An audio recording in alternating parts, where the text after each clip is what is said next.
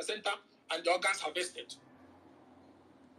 346, men of no shame, and they rush to court because they want to destroy the integrity of our judiciary. We, the Imo of today, have acquired a type of a breeding ground for activities undermining democracy, electoral process, rule of law, and even daily waste of human life. People are being killed left, right, and center, and the organs harvested. 346, men of no shame, and they rush to court because they want to destroy the integrity of our judiciary. We, the Imo of today, have acquired a type of a breeding ground for activities undermining democracy, electoral process, rule of law, and even daily waste of human life. People are being killed left, right, and center, and the organs harvested.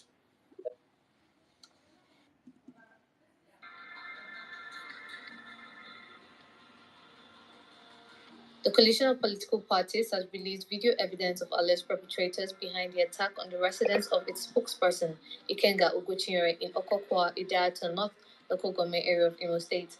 The co-spokesperson for the coalition, Mark Adebayo, stated this on Thursday in a press conference in Abuja. They first took out all the CCTV cameras you could see in the compound. They were armed to the teeth with guns, machetes, and charms. They believably had information that the Ikenga was around when they struck. When they could not find him, they terrorized the occupants in his house, robbed them, destroyed property, and planted incriminating items in the house. We will show you the evidence. Sure. Gentlemen, the part of this third attack that shocked us and made our hearts bleed is that some of the attackers have been identified. We see their faces today. And sadly, serving police officers in the Imo State Police Command, at least one officer from the Police Force Intelligence and Investigation Bureau, FIB, members of the notorious and bloodthirsty Obiaku network of the Imo State government, and other unidentified gunmen.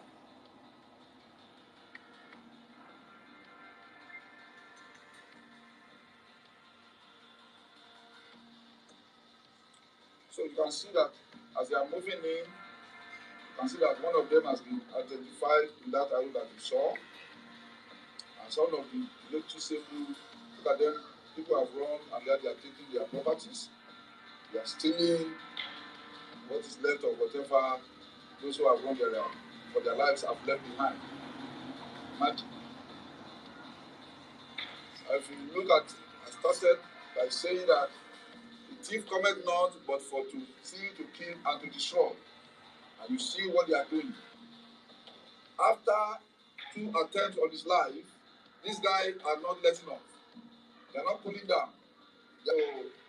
From the Igbo government state house, that policeman you are seeing there, they are still moving around, looking for what to steal. They are still moving around, looking for who to kill. They are still moving around to plant incriminating evidence or items against Ikenga, so that they can nail him later for terrorism charges. Look at them. Look at them. In a state where we have government, in a state where we have law and order, in a state where we have security, you can see his face. You can see his face. Because it's a police officer. You can see his face, a police officer. They believe they have destroyed all the CCTV cameras, but they were just stupid by half. Because the game guy is always outsmarting them. You can see them. You can see them. Daylight. He heard he was in the house and he came again. And they came again. But the people of India don't love Ikenga so much. Look at police, you can see. You can see police team squad. You can see. AKS. Look at that. Look at that. In the CCTV video, some men with guns, machetes, and other dangerous weapons were sighted ransacking Ikenga's residence on the 7th of February 2023. According to Adebayo, the unknown gunmen terrorized the occupants and workers in the house when they discovered Ikenga's absence. In a SOS message, the national spokesperson of the Coalition of United Political Parties, Ikenga Imo Ugochinyere, has again raised the alarm as unknown gunmen invaded his residence at Okokwa Idato North local government area of Imo State. This is coming barely 3 weeks after the first attack on his residence by armed men, which led to the deaths of 4 people, including his uncle. In addition, 32 campaign vehicles worth over ₦1 billion were destroyed. Adebayo also narrated that we have been able to obtain studies show that the Commissioner of Police, Imo State Command, Mr. Mohammed Ahmed Bande, knows more about the attacks on the Kenga than he is telling the world. During the attack on the 14th January 2023, people who received the SOS sent out by Kenga reached out to the Commissioner of Police and he assured them he had already dispatched a team to the place. Sadly, the team must have missed their way because more than a month after, they are yet to arrive at his house. The coalition has accused the Imo State Governor Hope Uzodinma and the State Commissioner of Police of complicity in the attack. They also accused Ebu Bagu and one officer from the Intelligence Investigation Bureau. The CP of Imo State is also accused of colluding with the ruling party in the state in seizing voter education and campaign material belonging to Ikenga and the People's Democratic Party. They were also accused of arresting and torturing those with the materials for 6 days without charging them in court or releasing them. With the fear of a possible attack on his spokesperson, CUPP calls on the Inspector General of Police, Usman Alkali Baba, as a matter of urgency to investigate the attacks and fish out those behind them. On the Kenga have been politically motivated.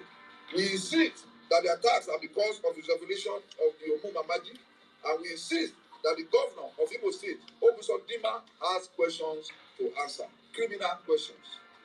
Beyond the attacks on the Kenga's person, the supporters, allies, associates, and materials have also been targeted. They now move from house to house in the Diato and other parts of Imo, harassing any person identified to be an Kenga supporter and arresting some of them. They say whether the Inspector General of Police likes it or not, they will do what they want on election day. In fact, we have information and we verily believe in that Governor Obusodima has said that he will carry his chair on the 25th of February and sit in the Diato to see how he can survive. That after all his own election is in November. They also call on local and foreign observers to pay attention to the elections in Idato, as there are hints of possible election-related violence threatened by the state governor.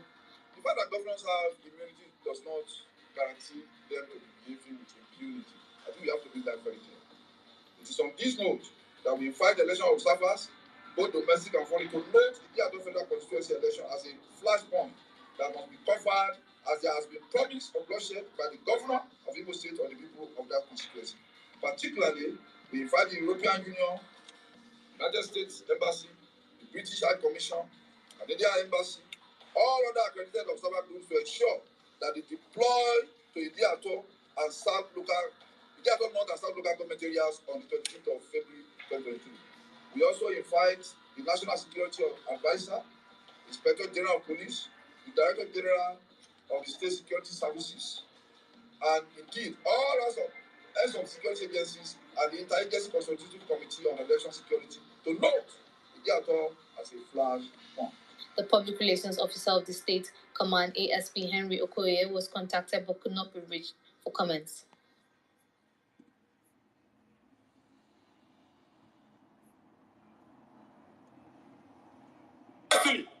At the appeal court, and God's willing, we will claim the second victory given to us.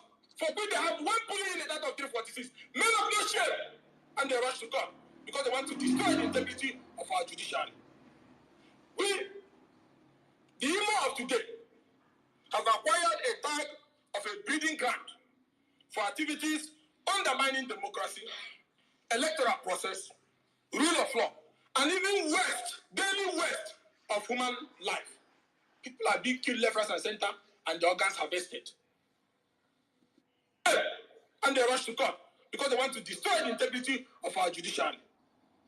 We, the Imo of today, have acquired a tag of a breeding ground for activities undermining democracy, electoral process, rule of law, and even daily waste of human life. People are being killed left, right, and center, and the organs harvested.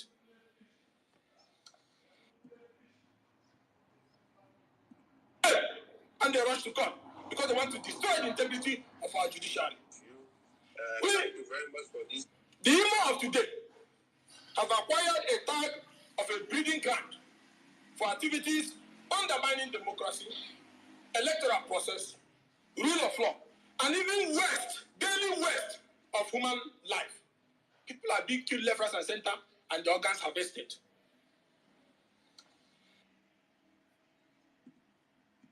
And God's willing, we will claim the second victory given to us. 46. Men of no shame, and they rush to court because they want to destroy the integrity of our judiciary. We, the Imo of today, have acquired a tag of a breeding ground for activities undermining democracy, electoral process, rule of law, and even daily waste of human life. All your commissioners lost their place. Everybody has anything to do with you lost their place. And on my bed in absentia, I claim victory by the supreme will of God and our people who gave me victory. Because you people have no shame. One polling date of 346, you rush before Justice Abovi to find a way. Because people think they have bypassed BVAS accreditation, then they have an opportunity to steal what was not given to them. It's not going to work. The whole country is seeing it. Because the one that happened to Imo in the Supreme Court is still lying there, not reopened since that time. And that's why they have the audacity to think that our judicial process will continue to receive these kind of situations that undermines the sacred sanctity of our rule of law. It's not about me. God has blessed me. I have been in this fight for the common good of the common people. This fight was not what defined me. It's my commitment to South society. And there's nothing, rape or no rape, that can stop me from that advocacy for the common good.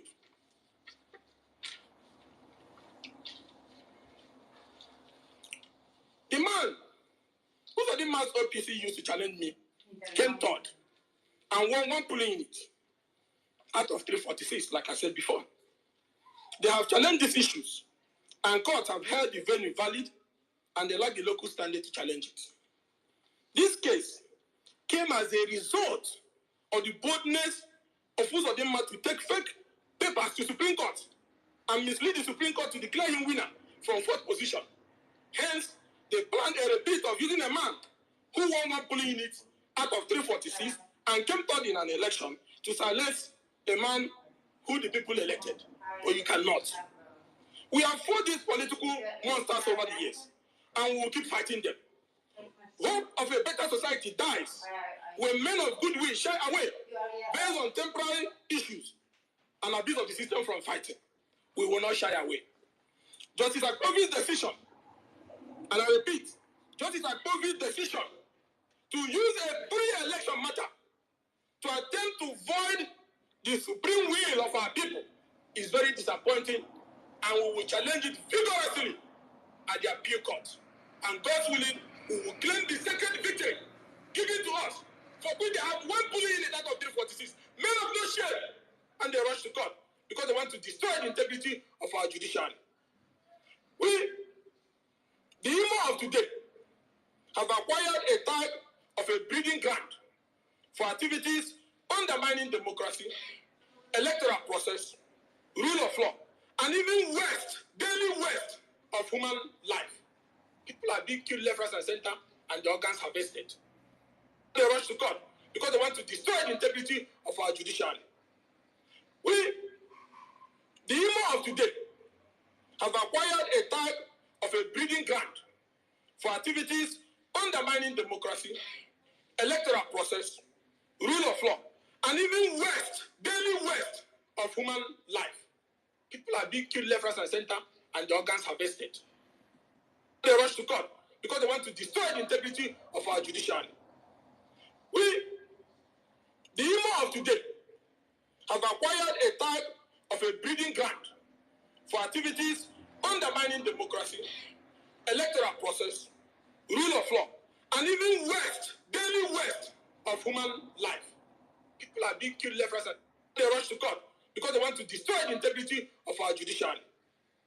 We, the Imo of today, have acquired a tag of a breeding ground for activities undermining democracy, electoral process, rule of law, and even daily waste of human life.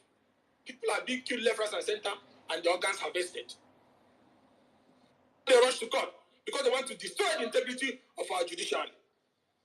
We, the Imo of today, have acquired a type of a breeding ground for activities undermining democracy, electoral process, rule of law, and even daily waste of human life. People are being killed left, right, and center, and the organs harvested. They rush to court because they want to destroy the integrity of our judiciary. We, the Imo of today, have acquired a type of a breeding ground for activities undermining democracy, electoral process, rule of law, and even daily waste of human life.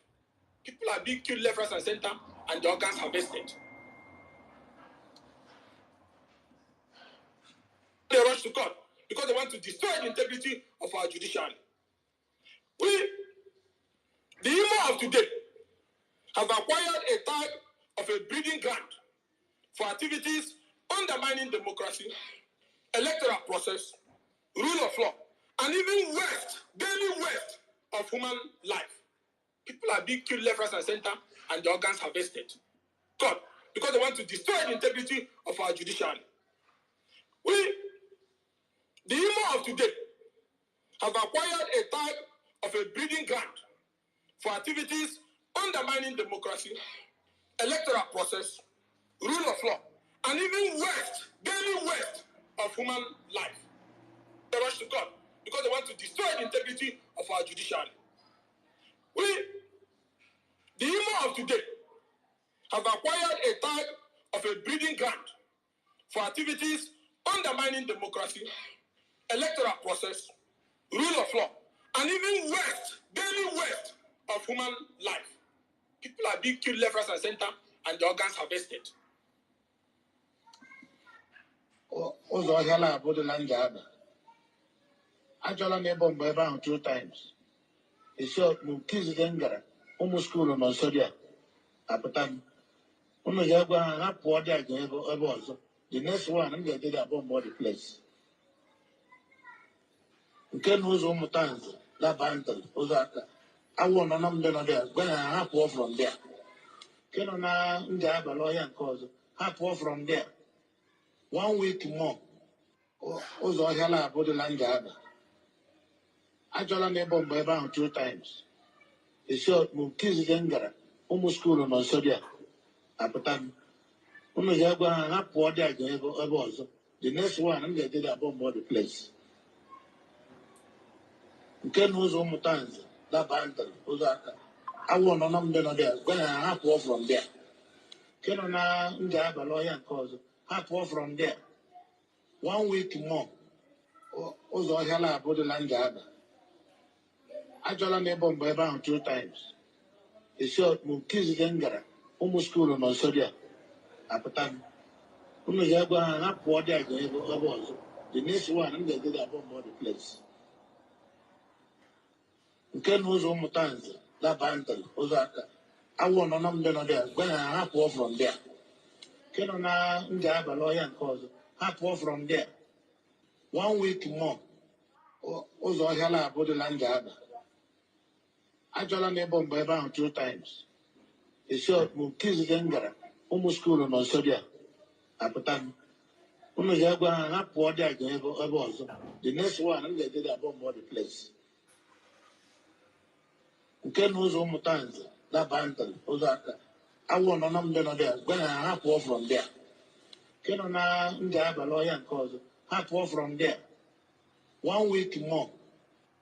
Ụzọ ọhịa na-abụdị na Njaba. Achọla m ịbụ mgbe ebe ahụ 2 times. Isi nke izizi m gara ụmụ skuulu nọ nso dị a apụta m. Unu ga-egwa ha pụọ dị aga ebe ọzọ. The next one m ga-ede dị abụọ mbọ the place. Nke na ụzọ ụmụta nze laba ntị ụzọ aka. Awụ nọ na mbe nọ dị a gwa ha pụọ from there. Nke nọ na Njaba ọhịa nke ọzọ ha pụọ from there. 1 week more. Ụzọ ọhịa na-abụdị na Njaba. Achọla m ịbụ mgbe ebe ahụ 2 times. Isi nke izizi m gara ụmụ skuulu nọ nso dị a apụta m. Unu ga-egwa ha pụọ dị aga ebe ọzọ. The next one, I'm going to get bomb the place. Nke knows one times that bantle, Ozaka. I want on them there. When I have walk from there. Kenona have a lawyer and cause half walk from there. 1 week more. Ozo Hala body land gather. Actually, I bomb by about 2 times. The short move kiss Gangara, almost school on Sodia. Apatan. Uno Jagua and up what I was. The next one, I'm going to get bomb the place. Nke knows one times that bantle, Ozaka. I want on them there. When I have walk from there. Kenona have a lawyer and cause half walk from there. 1 week more. Ozo Hala body land gather. Actually, I bomb by about 2 times. The short move kiss Gangara, almost school on Sodia. Apatan. Uno Jagua and up what I was. The next one, I'm going to get bomb the place. Nke knows one times that bantle, Ozaka. I want on them there. When I have walk from there. Kenona have a lawyer and cause half walk from there. And let me make some revelations. 1 week more. Some of us also have our own intelligence networks. Okay. Have met with some of the bandits. We have met with some of their high commanders. 1 or 2 who have repented. They have sat down with us, not once, not twice. They told us that one of the northern governors is the commander of Boko Haram in Nigeria. Boko Haram and the bandits are one and the same thing. They have a sophisticated network. During this lockdown, their planes were moving up and down as though there was no lockdown. Moving ammunitions, moving logistics, moving money, and distributing them in different parts of the country. They're already in the south, in the rainforest of the south. They're everywhere. They told us that when they finish these rural killings, they will move to phase 2. The phase 2 is they will go into the urban cities, going from house to house, killing prominent people. I can tell you, this is the game plan. By 2022, they want to start a civil war in Nigeria. Don't joke with what I'm saying. I have a PhD from Oxford University. I'm a central banker. We don't talk nonsense. So don't joke with what I'm telling you. I have this from the highest possible authority, higher authority of some of the commanders of the killers and Boko Haram. You said northern governors, past or present, Dr. Badaya? No, current. No, they said one of them is the commander of Boko Haram in Nigeria. One of them. And they are not looking for money. They have more than enough money. In fact, he told me they just came back from and the truth. And let me make some revelations, because this lockdown, their planes were moving up and down as though there was no lockdown. Come with us, not once, not twice. They told us that one of the northern governors is the commander of Boko Haram in Nigeria. Boko Haram and the bandits are one and the same thing. They have a sophisticated network. During this lockdown, their planes were moving up and down as though there was no lockdown. Moving ammunitions, moving logistics, moving money, and distributing them in different parts of the country. They're already in the south, in the rainforest of the south. They're everywhere. They told us that when they finish these rural killings, they will move to phase 2. The phase 2 is they will go into the urban cities, going from house to house, killing prominent people. I can tell you, this is the game plan. By 2022, they want to start a civil war in Nigeria. Don't joke with what I'm saying. I have a PhD from Oxford University. I'm a central banker. We don't talk nonsense. So don't joke with what I'm telling you. I have this from the highest possible authority, higher authority of some of the commanders of the killers and Boko Haram. You said northern governors, past or present, Dr. Badaya? No, current. No, they said one of them is the commander of Boko Haram in Nigeria. One of them. and they are not looking for money. They have more than enough money. In fact, he told me they just came back from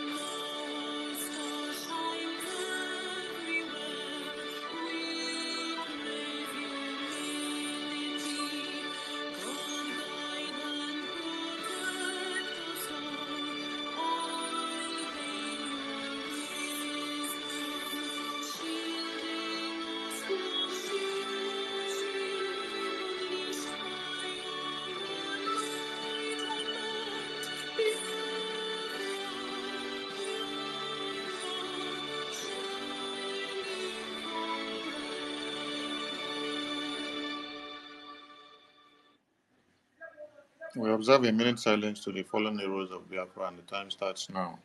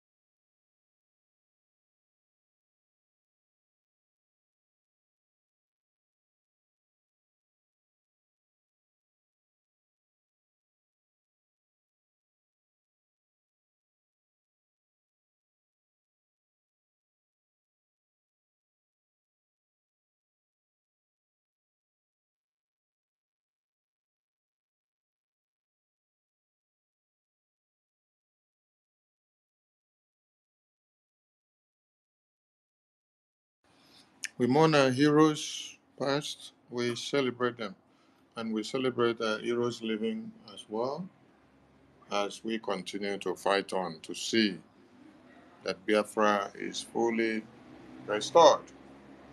You see, you see, you see.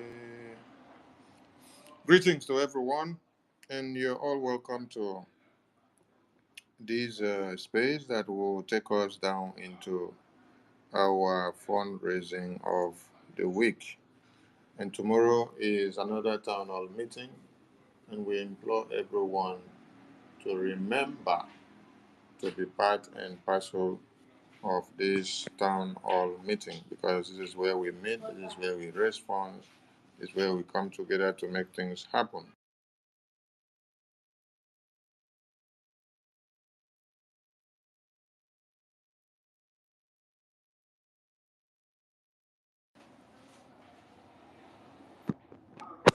The defense of Biafra land is the responsibility of Biafrans, most especially Biafrans in the homeland.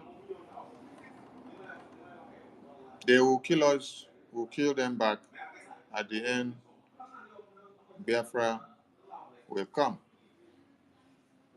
If there is no shedding of blood, there will be no redemption. If there is no shedding of blood, there will be no freedom. I want everyone to narrow their minds down into Russia and Ukraine. How many lives have been lost in Russia and Ukraine war so far?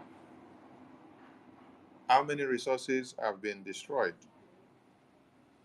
How many hopes and aspirations has been destroyed? How many future has been cut short and destroyed?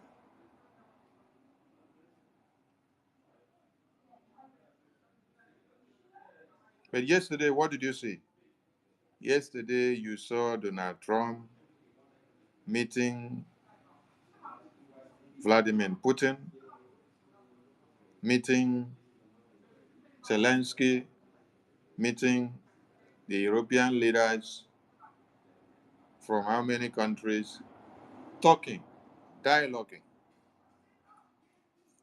looking for a way of what? Peace, to part ways, to stop the war. The question is, were there no bloodshed before they finally came to the round table? There were a series of bloodshed. There were a series of destructions.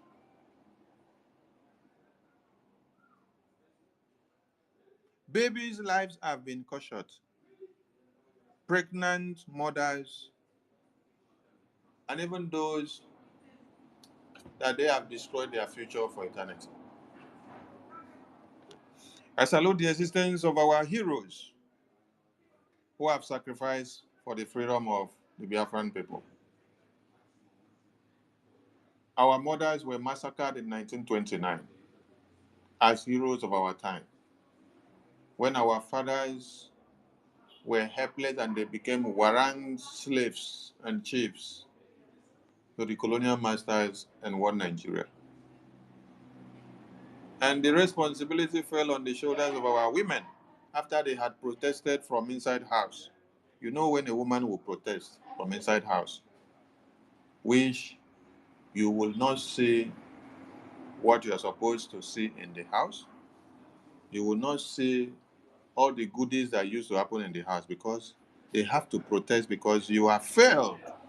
You have failed in your responsibility as a man, as a father, as a son, as the defender of the family. So when that responsibility on you have been destroyed, you cannot live up to it. Our women took it upon themselves to speak in the language that the colonial masters will understand. And there was a benchmark. The colonial masters ordered the shoot aside of our mothers, our women, our children that took the decision of freedom. They were massacred. So the massacre of Biafran people did not start today. The yearn and the quest for freedom of the Biafran people did not start today. It has been on right from the 1800s. Then the one I just spoke about is 1929. 1929, when you heard of the Aba Women Riot. Bravery, bravery of our women made things happen. When you go to Ikodabasi in Old Calabar, you will see where this statue of Mama Udoma statue is there. She broke the rifle of the colonial masters with her bare hands, took the rifle away from them, and then broke it with her bare hands. These are the women that led the war. They were massacred. Our loyalty goes to them. Our loyalty goes to Biafrans that were also massacred in 1945, 1954, 1966, 1965, 1967, down to 70s, and coming down to our own time. We salute our heroes that stood their ground in 67 to 70s to say, instead of them to watch everybody slaughtered, our babies, women, and children in broad daylight, we would rather all die than to become slaves, and our women and children become slaves in our very before. We salute our People's General, Philip Effiong.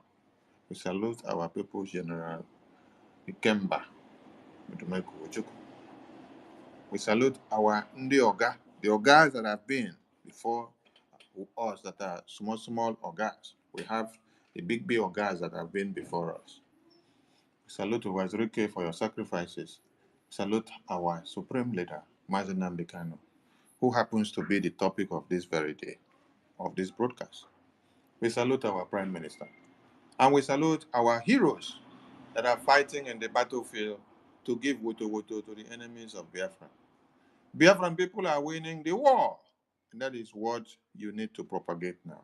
Media team, it is not time for you to allow the enemies of Biafra to trend. No. You have to destroy them in your media propagation. Destroy them. In wartime, what you give out is your strength and not your weaknesses. Yes. It is your strength that weakens the embers of the enemies that are coming. The Biafra army are neutralizing, are taking down the Nigerian terrorists that came to Okigwe, that came into our lands. Your tithe and offering, your donations, your fundraising is paying off. Yes. And it is doing the right thing that is needed to do, defending Biafra land of the foreign invaders, the terrorists. It must be made clear that we have declared Biafra and we owe no one apology. And we are not afraid of anybody. We have the right to defend ourselves and to protect our lands. It doesn't matter how many of us that will be picked up and locked up tomorrow. No, we are not afraid of that. If we were afraid of that, our women wouldn't have taken a stand in 1929 to come out to defend their existence and the existence of our children. Our women wouldn't have taken it upon themselves to storm the colonial terrorist masters. When some of you see that Nigeria police, army, air force, and navy imbibes in shoot at sight, small thing they open fire on the protesters, small thing they kill, small thing they shoot. Have you wondered how they came about this kind of ideology in their brains? This ideology came about from the people that colonized them, the UK government. What the UK government did was, whenever there is any issue, the instruction that the colonial masters will give to Nigerian police, air force, and navy that they recruited were shoot at them. With live bullet, shoot at them. That is how, from 1929, you heard that the order came from the colonial masters. and said, shoot at them. So that is why you see that the thing has become a curse on the Nigerian government. Because the thing has transcended from the people that colonized them into they themselves that have now come to live. So they live with the curse which they grew up with, which they were colonized with. That's why any small thing you're protesting on, they will open fire at you. But the same UK police, the MPs, the prime ministers of UK, in United Kingdom, they will not open fire on the UK citizens. Last week, there were serious protests against the jihadist terrorists that have decided to claim ownership of UK. The UK citizens were protesting, from baby to old. Did you see the UK government say they should shoot at them? No, they did not say shoot at them. But the UK government, when they came to Nigeria, they instruct your policemen and even the colonial ones that came with them. They say, shoot at the indigenous people with live bullets. People that did not come with knife to kill you. Our women only had these palm fronds, and they were protesting. It is okay for women that are protesting or anyone protesting to come and push you as the police. They're not coming with weapons to come and kill you. It is what? Popular uprising. Because they want to air their voices. They have come in a diplomatic way to talk to you. You don't want to hear. So that is why they heated the streets, to make the voice louder, to carry placards and make people to see that they are shouting, so that people should bear them witness. So that tomorrow they will say, oh, we did not hear the outcry. No, we protested. It was there on the papers. You see it. And before this time, they have already gone through the back door to put petitions in writing. And you did not hear. But colonial police say, shoot at them, kill them. So they killed, they killed, they killed, they killed. They came down to this very day. Our heroes that are fighting in the homeland, thank you for destroying Nigeria for us. You will keep on destroying them until Biafra is fully liberated and we are recognized. It is our right. Nigerian terrorist government are not killing Biafrans because of food, because of resources. They are killing Biafrans because they are Biafrans. They are killing Biafrans because they don't want them to speak Biafra. They don't want to hear Biafra. The impostor that died said, we killed over millions in 1967 to 70s to keep Nigeria as one. Why did you kill? You kill because they came with Biafra. They want their own nation. They want their own country. They want to be free. So you have to kill them because you don't want Nigeria to be divided. You don't want to hear Biafra. Kudos to all Biafrans who are donating to support this cause of freedom. The God of Biafra will continue to replenish your pocket, give you 100-fold. Your cistern will never dry. Your fountain will continue to overflow, and you will continue to explore. In season and out of season, ceaselessly, you will be increased in all ramifications. The God of Biafra will give you the enablement to be able to fund your freedom with everything you have. A time will come when you will not need to be bothered about how much will you donate to support this freedom. That time is very close, when we will make use of what we have to acquire what we need to destroy the enemies of Biafra. And you will just be watching everything as they play, they show for television. I salute all of you. Please do more because we need more. Now that we are still begging on everyone. We are not tired of being called beggars at this time. We are not tired of being called criminals. Yes. No. We are not tired. We are not tired of being called terrorists. So no. We are not tired. You see, when you see all those videos of Ajare calling PM criminal, that was because of fundraising. Yes. That was because of fundraising. That was because of fundraising. When we were doing fundraising to use it to support Biafra freedom, when we had ESN, so DOS mobilized all of them and told them that they have to tag our fundraising as terrorists and criminal, that we are doing fundraising for our criminality and for our pocket. Yes, that is how you head them. Say, Simon Ekpa, Ibeonyori, Simon Ekpa, say criminal. You heard it from the mouth of Ajare. Because of what? Fundraising that we were doing for the freedom of Biafran people, for his own freedom. And then when they give him super chat, they add super chat and join and say, oh, the fundraising money that he's collecting is not enough.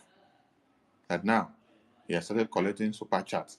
That he has set a platform on Enter Biafra where he collects more money for super chat in the name of fundraising and Biafra. That is being paid. That is a criminal. That is how you heard them call him criminal. The question is, did Simon Ekpa go to steal anything from Ajare or all the DOS groups that they were all together? No. Mind you, this is somebody that was not with DOS before, he was with us before, and because PM disagreed with him, he now went to go and join the DOS. Now went to go and join DOS to come and attack us, attack PM, attack all of us. The same fundraising that he was with us, he now went to go and then start joining DOS to attack us so that he can destroy the fundraising and call us criminals.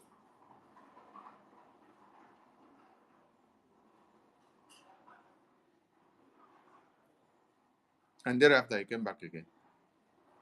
And today, mind you, he's coming back. He did not come back. Oh, there's something here that needs to be corrected. I think he'll go to 47 and Gaddafi. I've said something about this. He did not come back with his leg. It was to go to 47 and Okonkwo that went to, I don't know how they did to persuade him or convince him, that brought him back.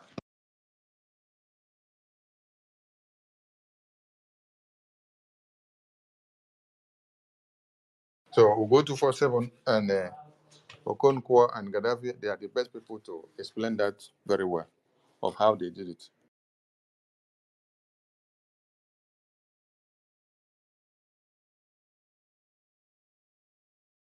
So they have called us criminals before, and even those that are with us. And today, what do you see him doing? Today, he's still calling us criminal again. Anytime you disagree with them, you tell them that what they are doing is wrong. Tarjeta number. They will start calling you criminal. Ask them if we have stolen anything from them. Why are we being called criminals? Because, okay, vale. Gracias, Mila. So, why are we being called criminals? Because of fighting for Biafra. Because of calling everybody to donate to defend their motherland, to support the Biafra army, to support their homeland from being annihilated by the Fulani terrorists and war Nigeria. Our fellow brothers are calling us criminals because we have apprehended them of the wrongdoings that they want to do. So we are not afraid of being called criminals. Yes, because they called us these criminals as at 2021, 2022. Yes. 2023, 2024, 2025. So the highest name of that brand criminal was emblemed on our prime minister by the same people that we have today. So we are not afraid of that name. We will continue to plead and call on everybody, come and support this Biafra. Yes, come and support this Biafra. So God will give you everything you need so that you can support this Biafra and move us to the next stage. Thank you so much. And a super thanks to Biafrans in Germany. Biafrans in Germany, your turn up in the APM store yesterday was amazing. Yes. And all the visitors that also turned in.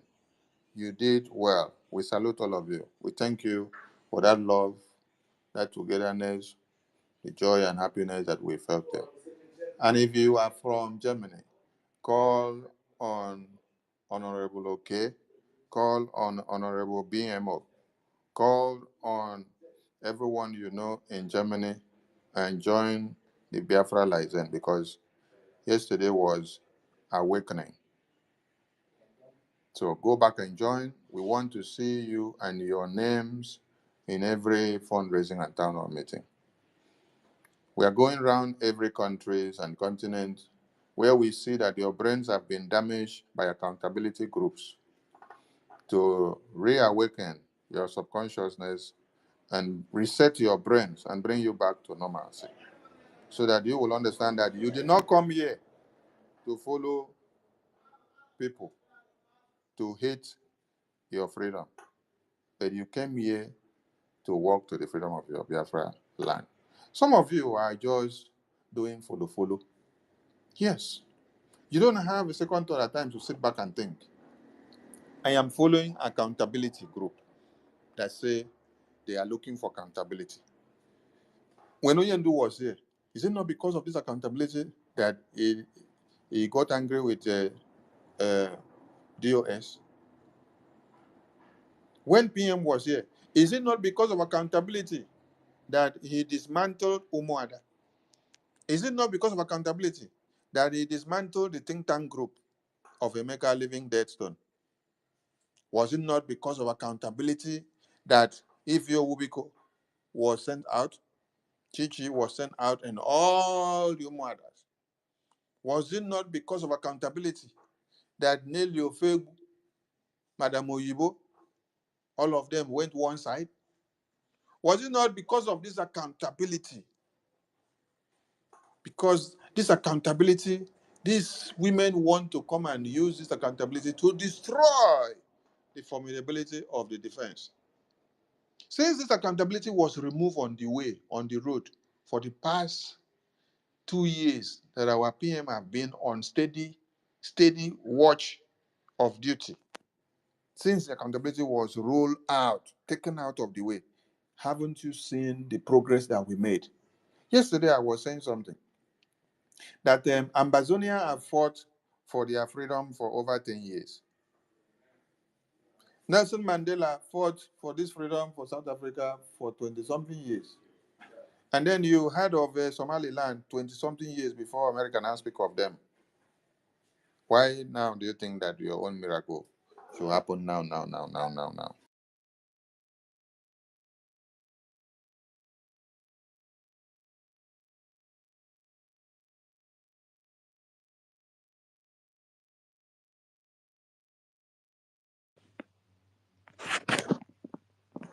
Okay. Let me take it up from here. All right. It's good to hear my own voice once again. It's been long. I spoke last. All right. Um, Information Minister, our very own Information Minister, I greet you. Yeah. Stella, welcome. Opute, welcome. My sister Obi Chicago, no. Eunice, welcome. Dr. David, Minister Snow, welcome. Mazen Kudinamba, Totiville, long time. Tutos, my sister, welcome and well done, honestly. Yeah, I'll resume back to holding spaces once again. Yeah, I'll just using the time bit to sort certain things out.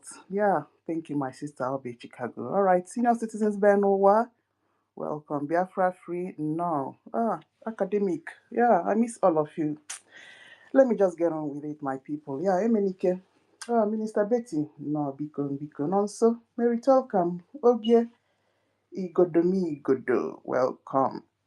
Yeah, I'll now greet everybody. Let me just stop on this line. Yeah, but you know how I feel about all of you. Yeah, my people. Yeah, I missed you. All right. None. Welcome, everybody. All right. So, yeah, back to basics, back to basics. And what are we talking about?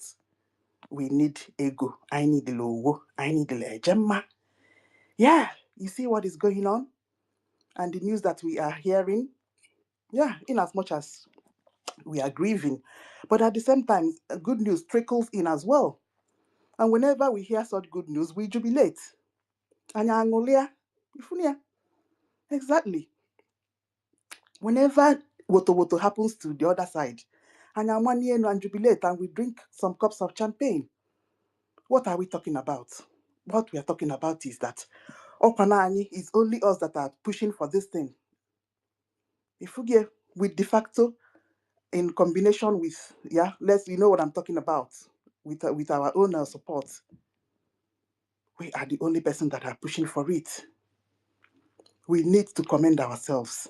Everybody that is digging hands into his or her pocket and bringing whatever that you are bringing to tackle the zoo and Fulani. May Chukwu Okike Abiyama bless you.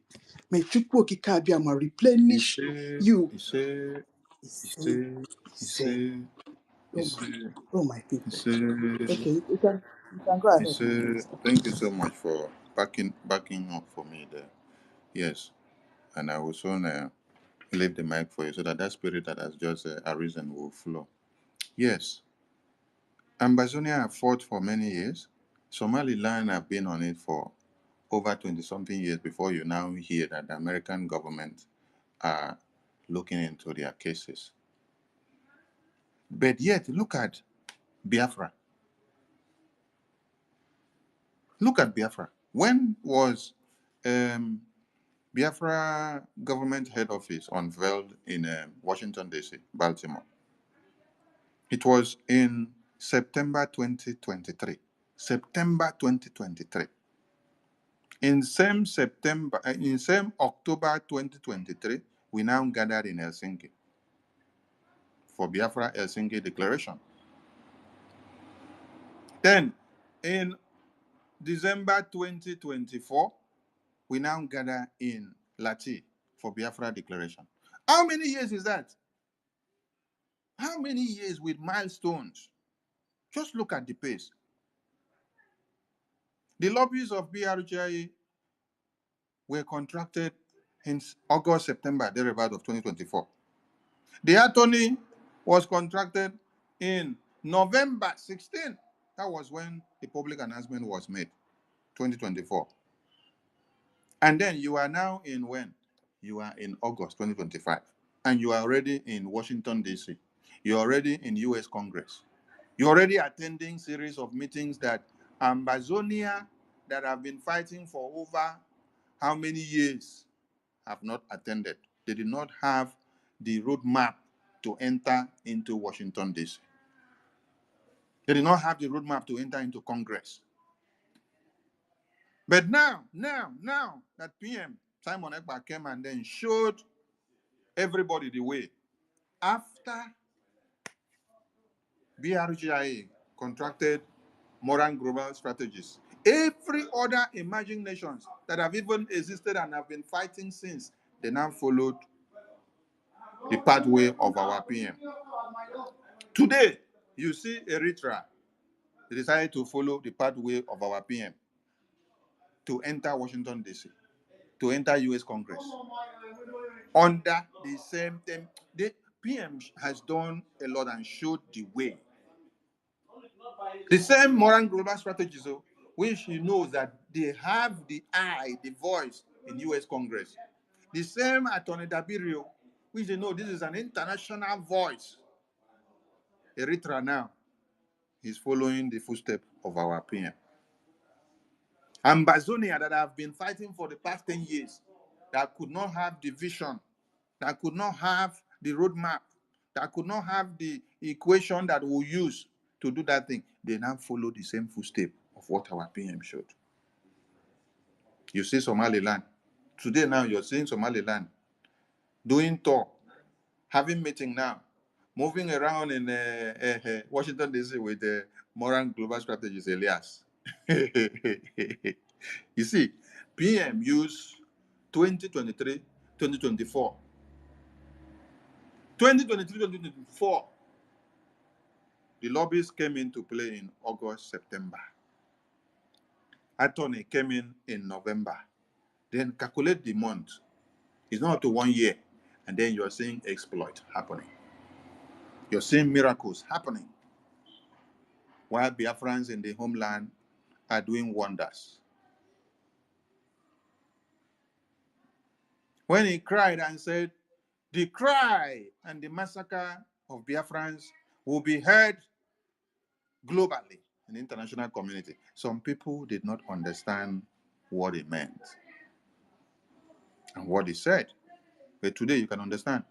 You can understand that having a lobbyist, which our People's General Philip Effiong and them, Odumeko Ojukwu, Ikemba, they did not have in 1967. If they had these same strategies, if they had a lobbyist that we have today, being able to penetrate the US Congress, the White House, the Congress, Washington, D.C., being our voice and our eye, if our generals had these lobbies, it is there written now that they had no voice. They had no voice in the Congress. But even the citizens of America were feeling the pains of the Biafran people. And then American government also felt and understood that there was what? A genocidal war ongoing. But because we had no lobbies, we had no representation to come and carry our paper and go in there and split on the table and talk to them, nobody will come and carry your case and start preaching because it is not their problem. It is your own problem. America has their own problems. That's why they stood on the fence and watched how everything happened. They refused to give military aid to Nigeria, and they also refused to give to you so that they will not be held accountable for spearheading the massacre of the Biafran people. But they understood there is massacre, genocide ongoing. But because there was lack of a communication or connecting rod of the Biafran people to the US government, everything stalled on the way. Today, our Prime Minister used August of 2024 to November of 2024 to bring up a lobbyist and attorney for BRGIE, for Biafra people. And then it's not up to 1 year. Those lobbyists and attorneys that were brought together, they are doing wonders for Biafra. We appreciate them so well. Now, every Biafran should remember, just like our minister, Madam Key said so, bring all the agenda you have now. The other day, we were using scriptural backups to preach to you that you need to go and sell your garment and your best of jewelry and your big cars and private jets and all that you have, everything comfortable, because you are dying, your people are dying. You need to go and sell them, bring them first. Come and sacrifice for your freedom. After you get your freedom, you can go and acquire all those things again. You need to go and bring them because we are at war. Blood must be shed for there to be redemption. Too many blood have been shed that you hear in Ukraine and Russia war, and even Israel and Hamas, Iran, Afghanistan, Palestine, all the terrorist countries, they gang together against one Israel. the babies and children that were slaughtered on October 7th in Israel, are they alive today? No, they are not alive today. Were they slaughtered? Yes, they were slaughtered. Can their lives come back? No, their lives cannot come back. But what must happen next? There must be redemption. That redemption is what you saw yesterday on a round table with Donald Trump, Russia, Ukraine, European leaders. It must happen. So there must be sacrifice. Some could sacrifice with money. Some could sacrifice with their lives. Some sacrifice with everything. Our PM is sacrificing today, where you see him in detention. Our supreme leader is sacrificing. All our heroes that have been massacred in the cause of this freedom, they are paying their sacrifices. You also pay your sacrifices by contributing your quota financially. Biafran women and children that are being massacred on a daily basis in their homes, which they are not found in the battlefield, they are not massacred because they want to be massacred. No, it is because they are Biafrans and they found themselves in this cause of this time. That is why you see them massacred. They are dying for Biafra. They are dying for Biafra. They say they are Fulani terrorists. They have nothing to do with Biafra. They have nothing to do with Christianity. Will they send Fulani terrorists to come and massacre them? No. You will not see a Fulani terrorist or a Fulani go and carry a fellow Fulani and massacre. No. It is to this end that we have come to make it known and affirm very well and explain very, very clear. And for those that know how to speak bigger grammar, please, they should look for best words for us to use, or best grammars for us to use to express this thing that we are doing here now. Canada confirms Nigeria, APC, and PDP as a terrorist organization, and it is factual. No mincing words. Who kidnapped Mazi Nnamdi Kanu? Is it not APC and PDP? APC and PDP kidnapped Mazi Nnamdi Kanu. Are they no terrorists? They are terrorists. So why are Nigerian politicians gnashing their teeth on hearing that Canada declared them as terrorist organizations? If you are not terrorist organizations, why is it that babies are slaughtered on a daily basis and you do nothing about it? But none of your children as politicians are slaughtered. None of your children as politicians are being kidnapped. None of your children as politicians have been taken by Fulani terrorists in any way. They don't take hope. It is only those of the poor masses. Those are the ones that are being taken.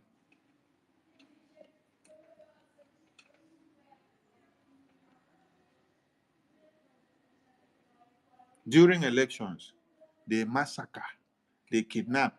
They even kidnap people to go and cut their head and their leg to use and do rituals. For what? For elections. Which people are doing it? PDP and APC, terrorist organization. They are the people that planned and brought about the Boko Haram terrorists in Nigeria, because they had to look for a way of destroying Goodluck Jonathan's government. They had to look for a way of keeping the caliphate in power. UK government have their hands in these terrorist organizations. Yes, because when the independence of Nigeria acclaimed was given to them, the UK government made sure that the dominance of power remains in the hands of the Northerners, so that every one of you will continue to remain slaves. I want to ask a question. I thought they said that the colonial house of Nigeria was in Ikodobasi. That is in Calabar. I'm asking a very pertinent question. Please, I want those that are aware of some of these histories to be on the mic. I thought they said that the colonial house of Nigeria, Maurice Lesor, and all of them, the rest of them, all those people that came, beginning time, I thought they said the colonial house was in Calabar. I'm asking a question. No. I thought they said the first capital of Nigeria was in Calabar. So what later changed? What later changed? How did it now run back to the north? Hey, UK government. UK government. UK government. Hey.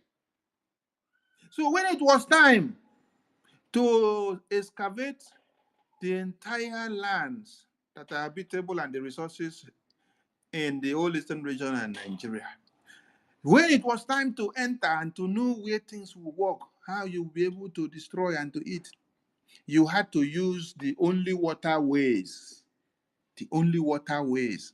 that are useful, which God blessed the Biafran people and gave them waterways. You had to use the waterways and come in, which is the habitable area where everything will work. And then people settled there and saw how lucrative the business of slavery was. You use our own area. You sat down there. You started your wealth of the indigenous people in Nigeria from there. And then, when you now excavated the entire land and knew where there are natural resources and the one that is readily exploitable, not readily explorable, no, readily exploitable, we should know that when you exploit oil and gas now, and that this one will give you quick money first. Before you go and say, make you go do uranium on that one, let us use the money of the oil and gas to make way for the uranium that is in other places and the gold that is in other places and the diamond that is in other places. Let us exploit this site first. Let us use this Peter to pay Paul. Yes. Let us rob this Peter here and then use it to pay Paul. Let us rob this Peter here, use it to go and make Paul to look fine. You people exploited Biafra land. Why is it, people don't come back to ask this question. Why is it that it is Biafra land that they said was the first capital of Nigeria? Why is it that it was Biafra land that they said was the first capital of Nigeria? And then why is it that they later move it out of Biafra land? They don't want Biafra land to be the capital again. Why is it that they moved the first capital of Nigeria out of Biafra land? They want it to be in the north.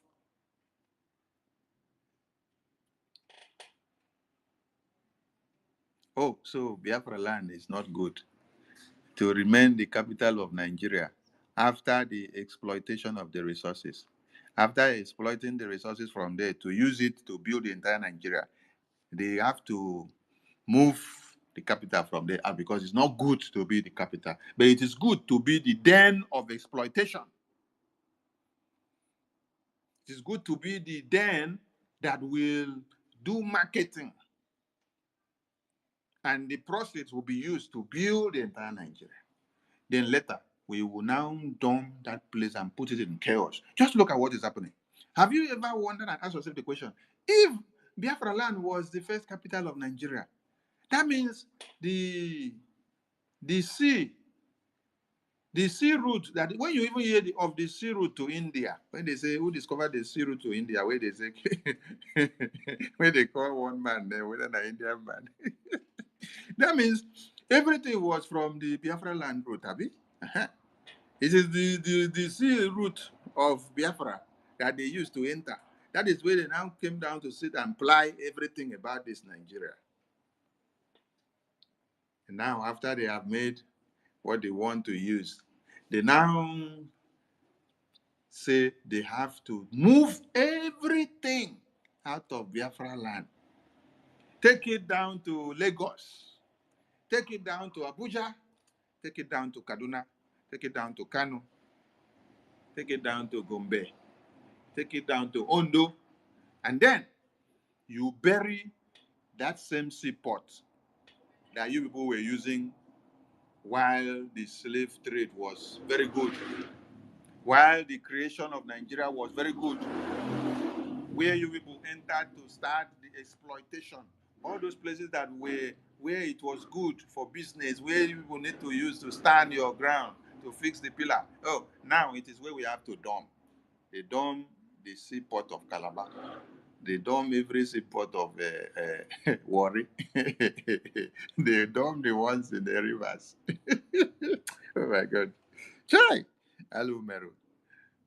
They now bury everything. The one which shocked me past be say, as at 2009, before I left Nigeria, Calabar Seaport was working. Calabar Seaport was working. I have entered into the IC to go and haulage international vessels that were coming in from America and Europe and UK. But if I speak to you now that they have destroyed Calabar Seaport, shut down everything, you will not believe. From 2009 to this day. This is for you to see when they started this plan of destroying Biafra land so that you will not wake up because they know if they give you that seaport, all your shipments as a Biafran, even other people from the neighboring states, they will all flood into Biafra land to come and do their shipment. Because if you ship something, or if you move your container from Calabar Seaport to Benin, how far is it? It's not far now. You move it to River State, how far is it? You move from Calabar to Abia State, how far it is? Huh, it's not far. And you will not pay much for the transportation. Look at the Bom Airport. Bom Airport that was built to international standard. Do they allow you to fly it out as a Bom International Airport? You say if you don't go to Abuja, if you don't go to Kaduna, if you don't go to Lagos. So what happened to which course una do keep for Biafra territory? They go away go kill some of una. They do fracture. The thunder will kill many of una. They do fracture honestly. Madam Key, please take this mic because I'm still coming back again. Okay. Our cooking then. All right. All right. So I was I was cooking them. Well, I served in Cross River State. Yeah, all those areas. I know I can remember some of those areas. Yeah, a place of history. Calabar. Anyway, let's leave everything for Chukwuemeka Abbiama. All those things, all those lost glories, we are going to collect all those things back. Now, step by step. You see, if you move down from Cross River State down to Akwa Ibom State, you just shed tears. You see that eket and that oil where they drill for that remote place. You see this. Let's anyway. We say may we know that complain, but we know where all those our resources where they for Biafra territory. We know where each and all of them are situated. Of we go. All right. Okay. So Chukwuemeka Abbiama, please, each and every one of Biafra that is supporting any amount that you're bringing to support our people, our gallantries, our men of steel. According to Minister Snow, I love that steel where you put that for that place where they were supporting our men of steel, our gallant angels, Pico, Chukwuemeka Abbiama, Pico. Bless each and every one of you, including my own very self. You see? So, all this Obunigwe, Now what tom, now babucha all these Zugerian and Fulanis. Who they support? Who they support? Is it coup plotters? Coup plotters, they don't know where they are going, what they're going to. And what onye mwe ha ji ego ha eme. Nobody knows what money that they're donating there, what is being used for. Nobody knows. But Adanti Ocho, very soon she will expose them. I'm just giving her small time. Say she very soon Ogahe expose her. Oh no, her mouth still they crash am. Biafra Unite still they hold them. But at the end of the time, man, she will soon expose them. So that one by the side. The other Orabi Fulani group, it's very obvious that she doesn't have anything to offer anywhere. She's a terrorist herself. You see? So at the end of the day, it is only us that are supporting. And we should be proud of ourselves. If we go, what I'm saying is that Anma Junike, Anma Junike, if we get, and we need to do more and continue to do marketing. Me, I'm trying my best to market to my customers, my business partners in this place. If you get how we go to Gunani, you step up. Well, exactly. One and the common same that now is a nationalist. I don't care. After calling me a cessationist, what will happen to your people back home? When you go to bed, your conscience are not appearing. Because you know that these people are approaching and you don't want to bring money to support. If you get so this is just what we are talking about. At the notwithstanding the ups and downs in this struggle, we must forge on, and we are forging on. If we get all right, so let's go to the topic. What is the topic? Our topic is something that we know. Te. Yeah, it's just that Canada is just prescribing these evil parties as terrorists now. Is it today that they know that they are terrorists? Now today, from day one, all these things all of them have been terrorists, killing their own citizens. Yeah. So 3 days ago, Canada decided to prescribe APC party and PDP. PDP where born APC, according to, but APC was formed out of their evil coalition in that place. So what are we saying? Why has APC been prescribed as a terrorist, which they have been terrorists long time ago? Good. Number one, they do kidnapping. Yes, so Tinubu and cohorts, they do kidnapping. Mm-hmm.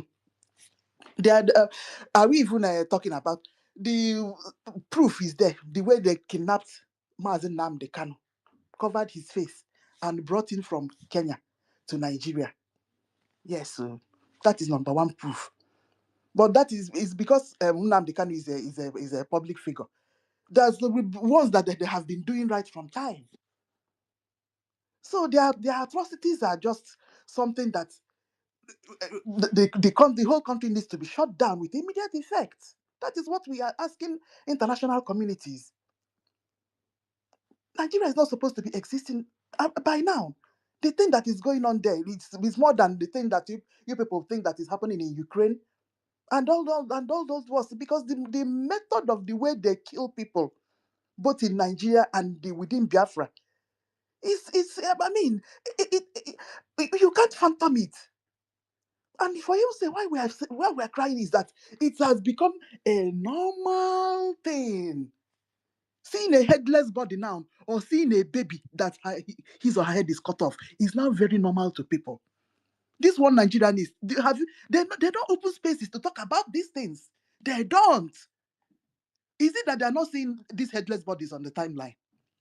On hard affair, this one Nigerianist. Why is it they are not opening spaces like the way they open spaces between August to December when they were harassing our PM? Why not they make spaces like that 5 days at a stretch? Or is it that all these killings, they give them sleepless nights? Are they not human beings? That's the question I should ask one Nigerianist. This Fulani that kills people that have even entered, you people are doing obedient, that have also entered the Igbo land. Una know they see them. All right. Okay, let me bring up the voice. Okay, where is my second point? Ehen. So why have Canada decided to proscribe APC as a terrorist party? Good. Yes, so apart from kidnapping, there is no form of complaint in that country. You see, when you come out to complain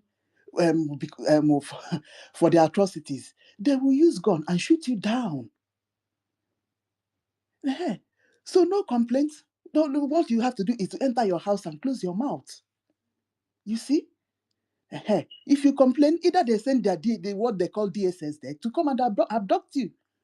And when they abduct you, nobody will see you. Your family will not see you again. So the many reasons why this party have been termed as terrorists by Canada. Yeah, because we that are internal, we know that they are terrorists right from time. So prescribing it as is not enough. You people are supposed to put in action immediately. If you know the way to sanction, if punishment to seize their properties that in the places that they buy millions of Canadian dollar properties in that place, seize it. That's the way. That's the way to, you know, it's telling them that they are terrorists is not enough. Yes, it's not affect, it don't have any impact in what is going on in the zoo and in Biafra too. Yeah, exactly. Stripe them from any benefits that they are getting in that place, and deny them visas and deny them holiday, whatever. So that is what we are saying, my people. Yeah. All right, my sister Stella. If you want to add anything, you can go ahead. Yeah, I'll still come back to add some more if you're ready. Welcome. Yeah, thank you, and good evening from here, everyone. I salute you, Nkiru. Salute you, Information Minister. Salute you, Eunice. Eunice, how are you doing? Salute you. Salute you, Tutors. Salute you. Everybody. Salute you, salute you, Simon Oiba, Obi Chicago. Salute you, everybody. Beno Wabo. Salute you, everybody. Salute you. And how are we doing? I hope we are good. Okay. And Information Minister, salute you. So, I salute everyone. And the topic is Canada confirms Nigeria APC and PDP terrorists for kidnapping MNK. Yes, so, and it is our responsibility, like our Information Minister said, to defend our land, from terrorist, jihadist, Islamic Nigeria government. They have been killing us since 1900s. You understand? And so it didn't start today. Like our Information Minister said, I want to really, add my voice to it. It didn't start today at all. It didn't start today. It has gotten to that our Maker have remembered us and decides to liberate us. And he has decided, Chukwokika Abiyama have decided to liberate us. And he at the same time, he has mapped people at strategic places and governments at strategic places to help us do that. Even while we didn't even know what was going on or what was about to go on. Things started happening on our behalf. So now we have realized what's going on, what has been going on. Is our own duty now at this point, at this age, to all rise up and join hands together and fight our enemies. Join funds together and fight our enemies. Remember yesterday I was telling us about Esther. Esther was a queen in another country that is not even his own country. Just like we Biafrans, we are all over the whole places. We got my Biafran ladies married to different kinds of men in different nations. And a lot of those men, they love our ladies a lot because we prepare beautiful homemade ladies and they know it. Hot ladies and they know it. And so they come to loving us. It's our pleasure. But you see, our sisters, you must not forget where you're coming from. Example is Choma of the video. You must not forget where you're coming from. I heard your wedding costed millions and millions of dollars. I tell you, I'm not jealous, so, but I'm telling you, use this opportunity because God has kept you in that place for such a time like this. Use it. Talk to your husband. Talk to your husband's people.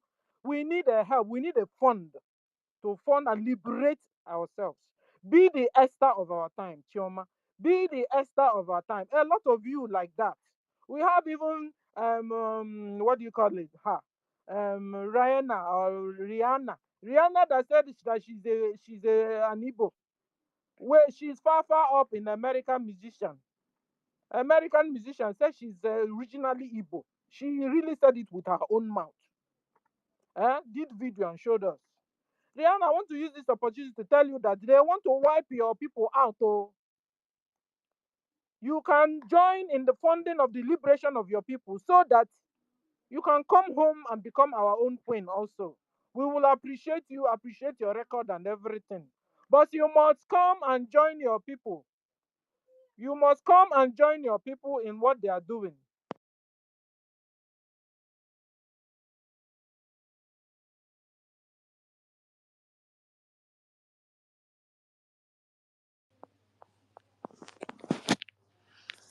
Madam Stella. So you must join your people in what they are doing. That's what we are saying. So this is opportunity where all Biafrans, all Igbo, they call us all of us Igbos.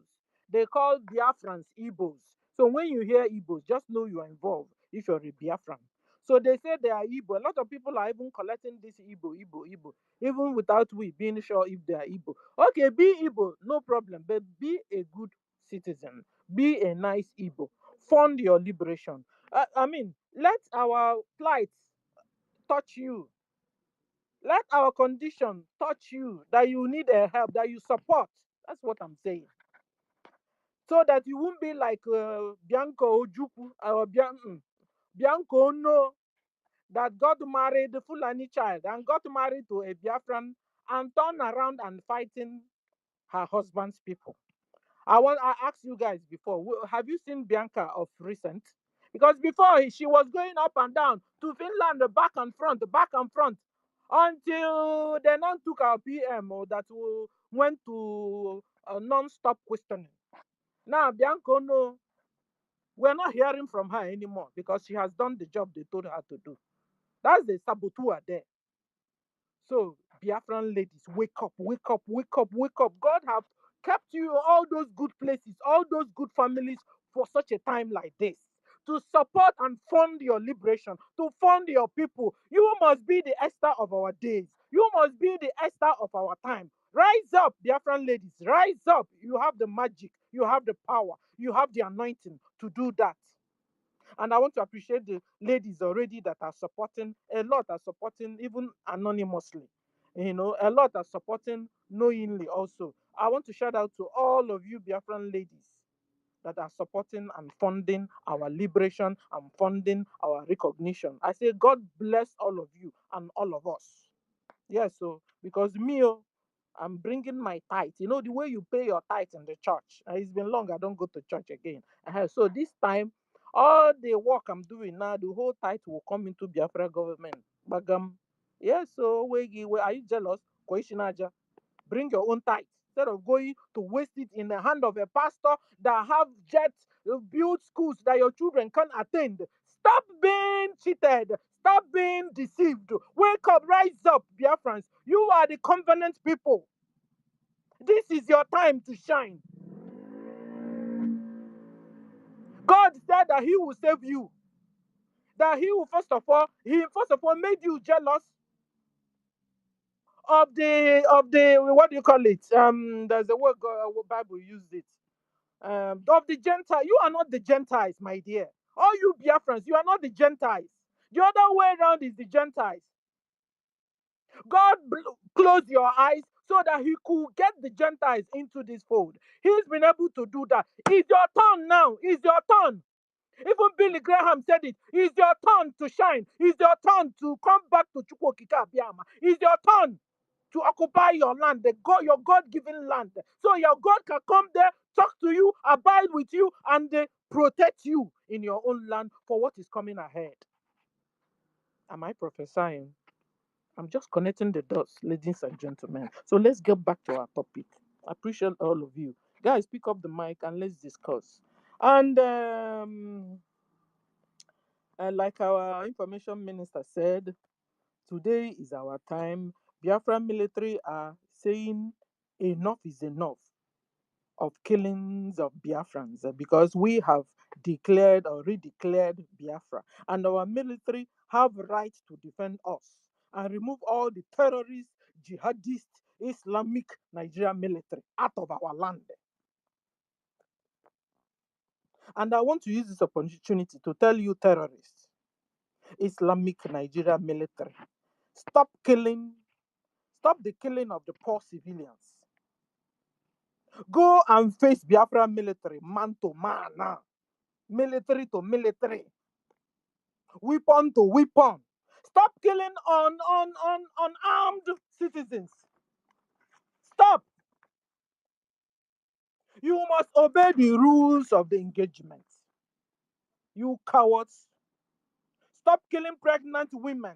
Stop killing children. You terrorist Islamic jihadist Nigerian military. Stop killing pregnant women. Stop killing the children. Stop killing unarmed men and women. Stop chopping up of heads of Christians and Biafrans. Yes. Go and face Biafran military man to man. Leave the post unarmed citizens alone. And also stop running away. Face your fellow men. Face your fellow military. Stop your propaganda. Stop your lies. Stop your lies. You just said that you've gone to America. So that America, you've presented must you tell us your proposal? You must not tell us because you're good at propaganda and lies. You think this is 1967, where you deceived almost the whole world and they came against us. No, that thing that happened in 1967 will not happen again. America don't listen to terrorist Islamic jihadist Nigeria government. They kill their citizens. They rape their citizens, harvest the organs of their citizens. They kidnap. Oh, America, you know what is happening in Nigeria now? They will kidnap you, kill you. No, kill that person, not you Americans. They will kidnap the person, kill the person, and now put ransom on the body, on the dead body. And now tell the family member of that person, come and carry the corpse of your loved ones, and you must pay to carry the corpse. That is what is happening now, America. So tear up that proposal, tear it up, America government, tear it up. Nigeria is a terrorist, jihadist, Islamic Nigeria military government. Tear their proposal off. If you give them that ammunition, they'll use it and kill Christians, continue to kill Christians, continue to kill their so-called citizens, continue to kill Biafrans. They will use, in fact, the money they are getting from the mineral resources that is in Biafra land. Ask me what they are doing with it. They sell the crude oil, the uranium, the diamond, the gold, the gas. They sell it and use it to buy ammunition to do what? To fight the poor citizens that have said no to Islamization, no to Nigerianization. That's what is going on. That was what went on in 1967. They covered it with their biased media, with their fake media in 1967. Thank God for it that we can tell the whole world what Islamic terrorist jihadist Nigeria government is doing to its own citizens. So-called its own citizens.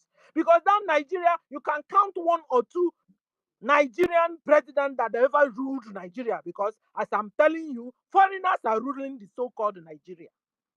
And you can imagine when a foreigner is ruling you. Will he care? He wouldn't care. And this is exactly what's going on. When Fulani Mujahid Arabs are ruling the so-called Nigeria, the vice president, the founder of Boko Haram, and they will now tell you that Boko Haram have repented, and so they now enrolled them into Nigeria military army. What have they become? They have become Boko Haram Nigeria military. Don't listen to their proposal. It's a terrorist proposal. You give it to them, they will annihilate the remaining Christians and Biafrans that are there and use the same ammunition to come after you, the Americans. Be careful. Don't do that mistake again. So, okay, so that's by the way. So, and talking about sabos and funding, don't go, I'm talking to Biafrans now, don't go and join the backyard fundraising. People. Don't go and join the backyard fundraising people. Oh, talking to you, Biafrans. Ask them where your funding is going to, or your fund is going to. Yes, so because after all, your name is called accountability. You know what it means? That anything that happens to you or happens around you, they must give you they must give you accountability of what they are doing. Go and ask a man to give you the accountability of where your money is going to. Because I tell you, if they can't explain to you in a plain sentence where your money is going to, run, come out of among them. And you see, let me tell you, inform you, your money must be going to the BDF. What did I say? BDF, where the triple general Butuzo is the chief of defense staff. If it's not so, stop. Stop putting your money there. So I want to ask you, all you 2025 accountability people, have Emma told you that your money is going to BDF? Have also BDF confirmed that they are receiving the money from Emma? Because if not, you have become Nderireri. You have become Nderireri. Okay, can you interpret this one? Nderireri. Then don't chop them finish. Okay, now. They have eaten your brain. Your Chinchi said it is your what do you call it? Your she said is your there's something Chinchi said the front uh, front blog or whatever, you know. Hello. They must have eaten your frontal lobe and your backward lobe and your rightward and the leftward lobe. Listen, your name is accountability people or accountability group. Don't deny your name this time. You must find out where your backyard funding is going to. Make sure that your funding is going to the BDF, where the triple general Butuza is the chief of defense staff. If not so, your frontal and the backward and the right front and the lobe, all your lobes have become, have decayed. This is information I'm giving. Saboteurs, stop your menace. It's high time you stop your menace on our lobbies. It is the same lobbies that Somalia land are using. The same lobbies Ambazonia people are using. The same lobbies even Eritrea are using. And their matters are being discussed in the US Congress. How come your own now have become different? Stop your menace. Like your menace, stop it. All you sabos, all you spies Musa have brought into BRGIE, Stop your menace. It's high time. Talking about APC and PDP. You guys, in fact, you are terrorists. You know, when we say terrorist Islamic Nigeria government, which party rules in the terrorist Islamic Nigeria government? The party that rules there are the APC and the PDP. Automatically, you are a terrorist party. Simple. Is it not, Nkiru? Yes, now. Huh? They are automatically the terrorist party. Exactly. Because it's two they have. It's two that are ruling the same Islamic terrorist jihadist Nigeria government.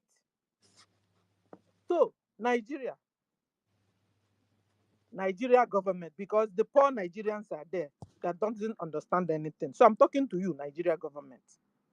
Stop being annoyed when when Canada called you terrorists, because you know you are the very terrorists. It is true, you are terrorists. You know what?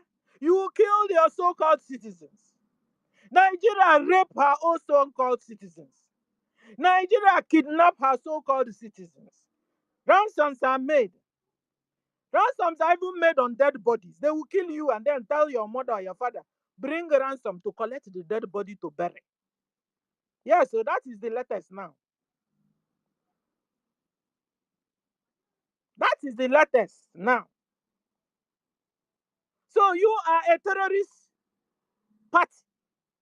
You kill your citizens, rape your so-called citizens, kidnap your so-called citizens, ransoms are made, or you harvest their organs. Tell me, who does this if not terrorists? You can't deny it, though. You can't just deny it. You can't also wave it away.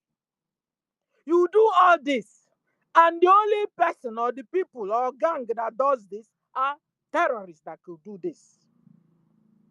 You have rendered your so-called citizens useless.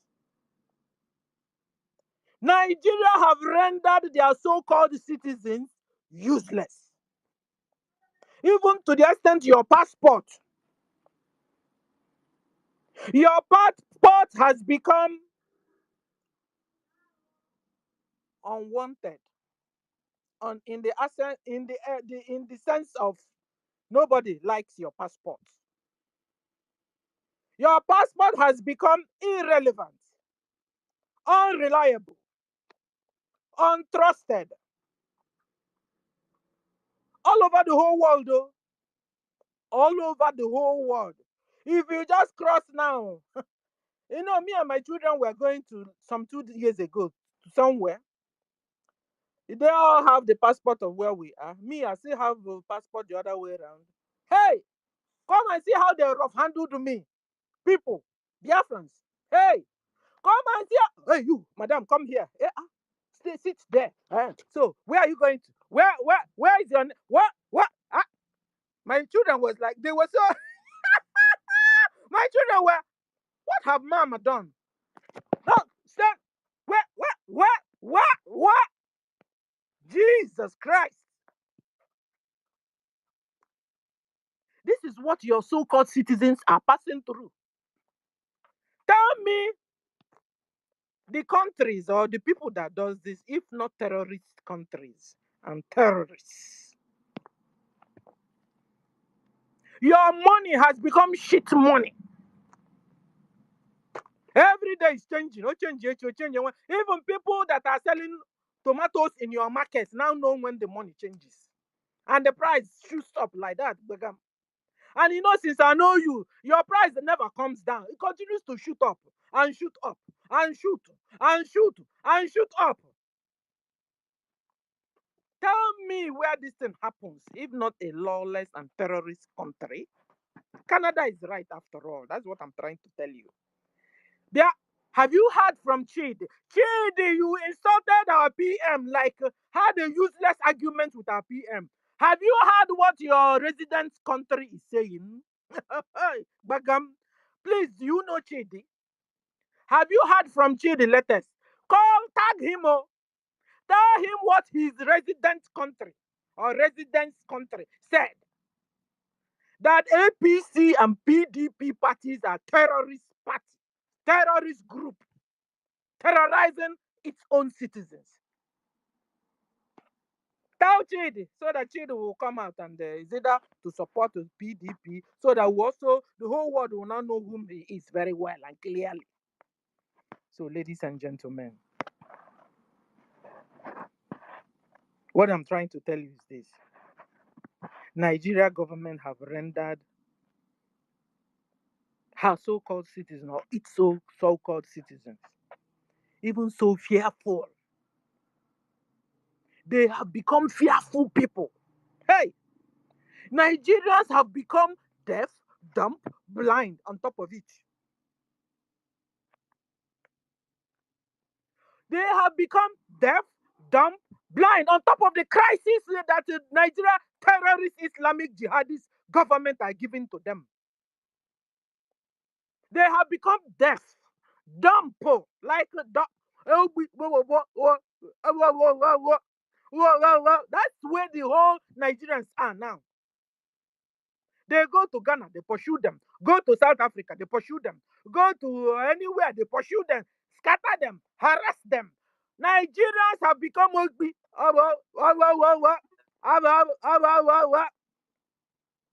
They can't also see anymore. They can't see. They can't even see the crimes. Their so-called governments are being meted upon them. In fact, now they're even coming around and giving them one cup of rice. Vote for me. Vote for me. Vote for 2027. Vote for official apart. And that's what is happening. And they are going to collect the 1 cup of rice so that they can go. I said Nigerians have become ugly.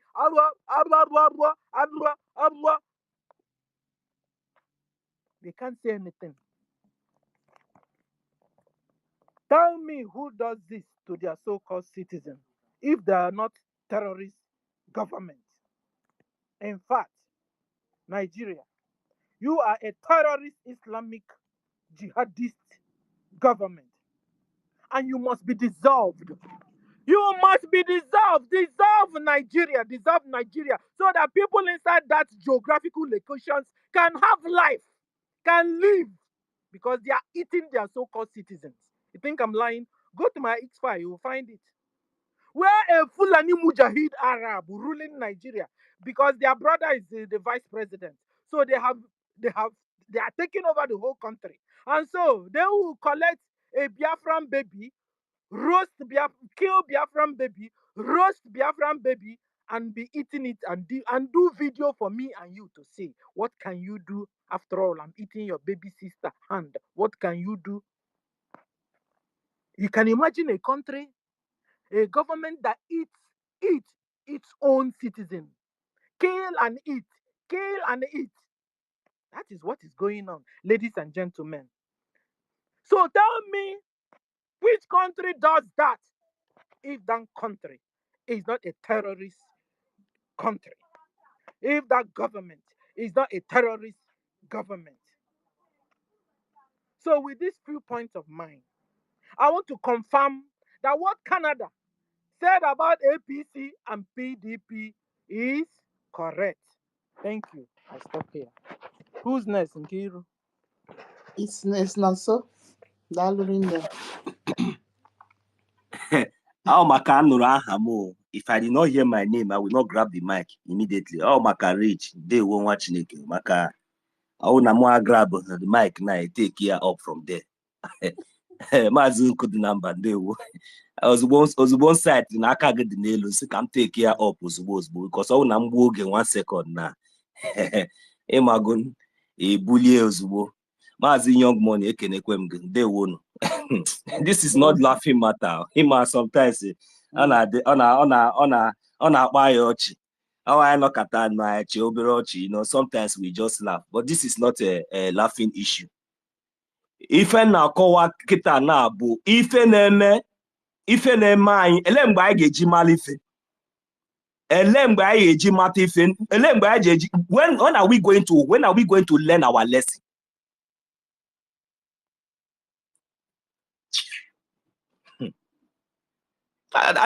When are we going to let the problem that I'm having here now? If I come now, they'll say and also has come again with this his manner of approach again. That is the problem I'm having with some of you. In this thing we have been I'm not talking now to anybody now, but at least within ourselves.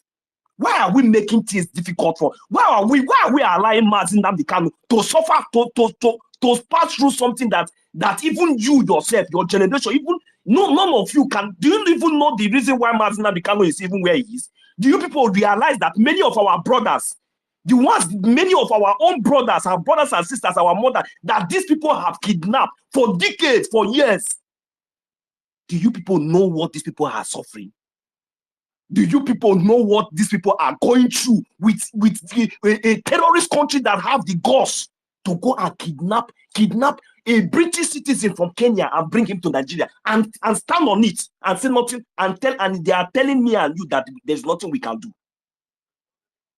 If not for anything, that thing, if not for anything, because of, if not for any, imagine the atrocity, the evil, the unreported, the uncovered atrocity, the genocide, every evil that these people have been doing to me and you, we know. There's nowhere it is reported in the world, nowhere. And some of you think that that is it has not become a base for you or a grant for you to balance and satisfy so that you'll be able to be sabotaging. We have not learned anything. In all these things, in all these ones, all this complaint and all this chat and everything, I have been seeing me myself as I'm here. The only thing that I don't have is money. That is the reason why you see me coming to space here to be talking too much.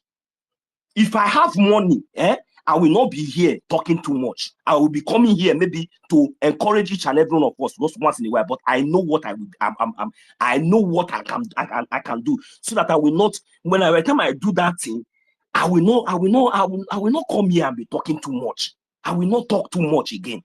But it's because this thing, even though I do anything I do now, it is not. I cannot do it all. It is not possible. Even though that God has made me one of the billionaires, the trillionaires, it is not. Biafra is not something that one person can do. If it is something that one person can do, our leader Mazi Dimojuku, upon all his sacrifice and everything, by now we're supposed to have known.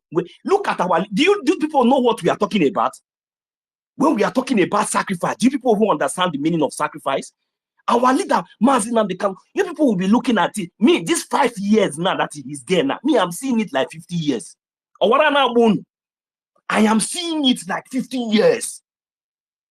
This man has sacrificed. If our leader, Dimojuku, he sacrificed. Me and you, we know. Even because we know, me and you, we know. Who do you want to tell your story? Who do you want to tell you your history? You want another person to come and tell you the way they have been telling you people?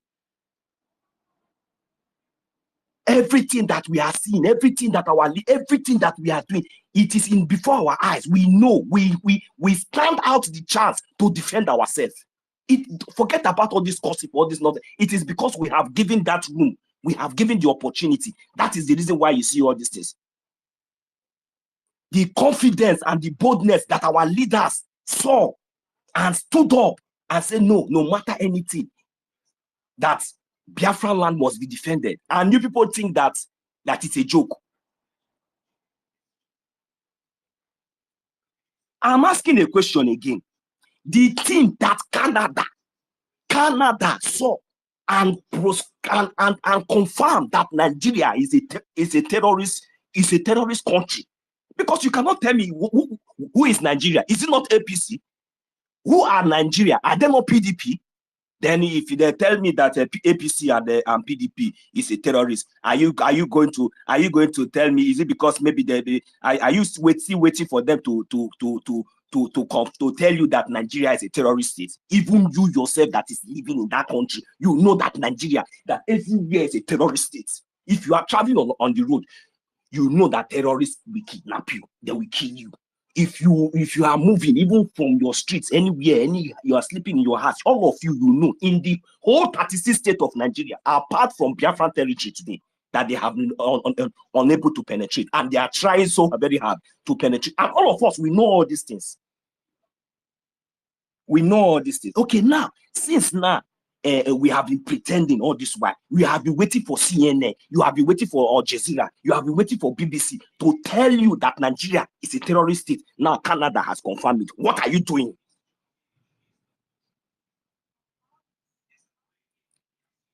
Canada now, yeah, they have confirmed now. It's now. What is not?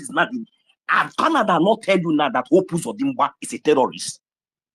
Have Canada now not tell you that Soludo is a terrorist? Have Canada now is okay? You are waiting for them to come and mention their name before you will know, Abi. You are waiting for them to mention their name before you will know. When we are defending ourselves, these criminals are busy under the canopy of so-called terrorist state called Nigeria, under their so-called wicked and demonic APC or PDP or whatsoever. They are bringing in Nigerian terrorists, kidnapping our people, killing our people, committing all sort of mayhem unreportedly. If at all whatsoever that they are doing, if at all that they are that Nigeria is Nigeria, if Nigeria is a country, if Nigeria is not a terrorist state, why is it that anytime that they are coming to Biafra land with armored tanks and everything, why are they not covering it? Why is it that we are the one that we come here, we must come here and let the world know, and let the world know the things that the media, the international media, the local media is supposed to be reporting as it is now? Are they not the one calling us names? Are they not the one bringing in their armored tanks and everything into our territory? Do we go to invade anybody? No, we are only defending ourselves. And they are doing all these things uncovered, unreported. And now I am using this media now of this very one that is trending now, that Canada is now confirming that Nigeria, APC, PDP are terrorist organization. Now I'm asking this the stupid and the nomadic people that is still believing in Nigeria. Does this at all sound any? Does it make any sense to your ear? Is this sending you? Because I know that some of you are already deaf because you are marked for destruction. If people were people that is thinking, all of you, with this kind of news that is coming up, is it not a hard time for each and every one of you to begin to realize and begin to think and begin to re-strategize and begin to know where you belong to? But no, you people will take it for granted. Instead, you will even want to fight against the people that are, exposing the atrocities of the zoo. That is the problem that most of you are having. That is the problem most of you are having.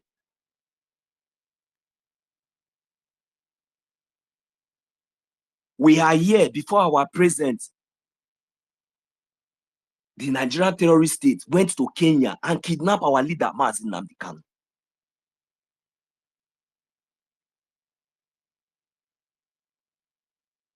Why did they kidnap him? Which country do kidnap? Is it not a terrorist country that can go to another country and kidnap another country's citizens? That is who Nigeria are.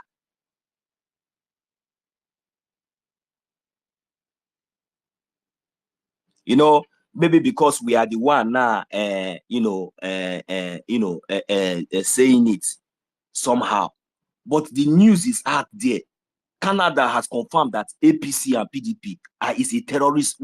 As in, they did not call them criminal. They did not call them any this. But do you know the meaning of terrorist? Do you know what Canada have seen? Do you know the evidences? Do you know the basis and on what fact? These are the things that majority of these are the things that have been killing all of you. That you people have been ignoring. If instead of you to talk, when you see something, instead of you to say something, you will keep quiet. After all, it has not come close to you. But tomorrow it might happen to your brother or your cousin or your sister or anybody. That is one thing that all of us don't know. But immediately we see something, we say something, and we do things the way we're supposed to do. We'll be able to prevent and avoid, minimize casualties of this terrorist state called Nigeria. as we are here now talking about our freedom, they are busy trying to solicit for weapons, more ammunition, more bombs and bullets that they are going to use to condition the minds of the people by force.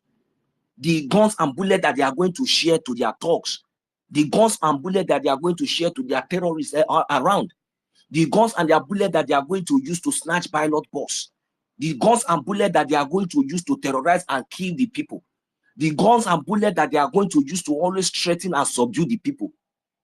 There is no any, it is the history of Nigeria till today. It has always been gun and bullets. It has always been gun and bullets. And we, the Biafran people, has risen up to face this challenge and to tell them that enough is enough. We have risen, not today. We did not stand up today. We have risen for a very long time.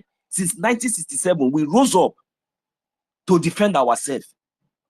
But because of the blockade of media, and the uncovered genocide that was going on in Biafra land, it seems like, you know, it seems like, you know, the war now later ended after they have committed their genocide, ended with no victory, no vanquish. That was what they came to is after 3 years brutal genocide against the Biafran people, because they were not going after, because they brought the war to us.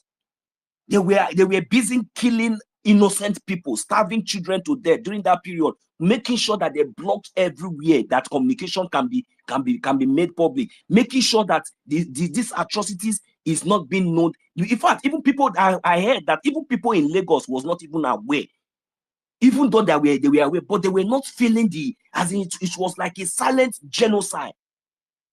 Silent genocide being supported being supported all over the world. Nigeria giving them everything, even machinery and everything upon all. These people could not subdue and, you know, succeed in whatever intention that they had, even since 1967, to make sure that by now they have conquered and turned our land to Alamajiri.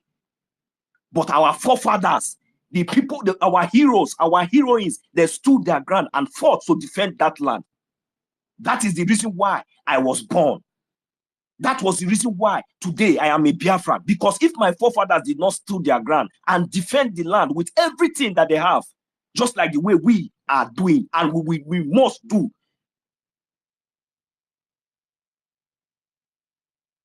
by now, where we maybe I would have not been alive. I would have not been alive, because if you ask the Nigerian terrorist state, it is their pleasure to see us die.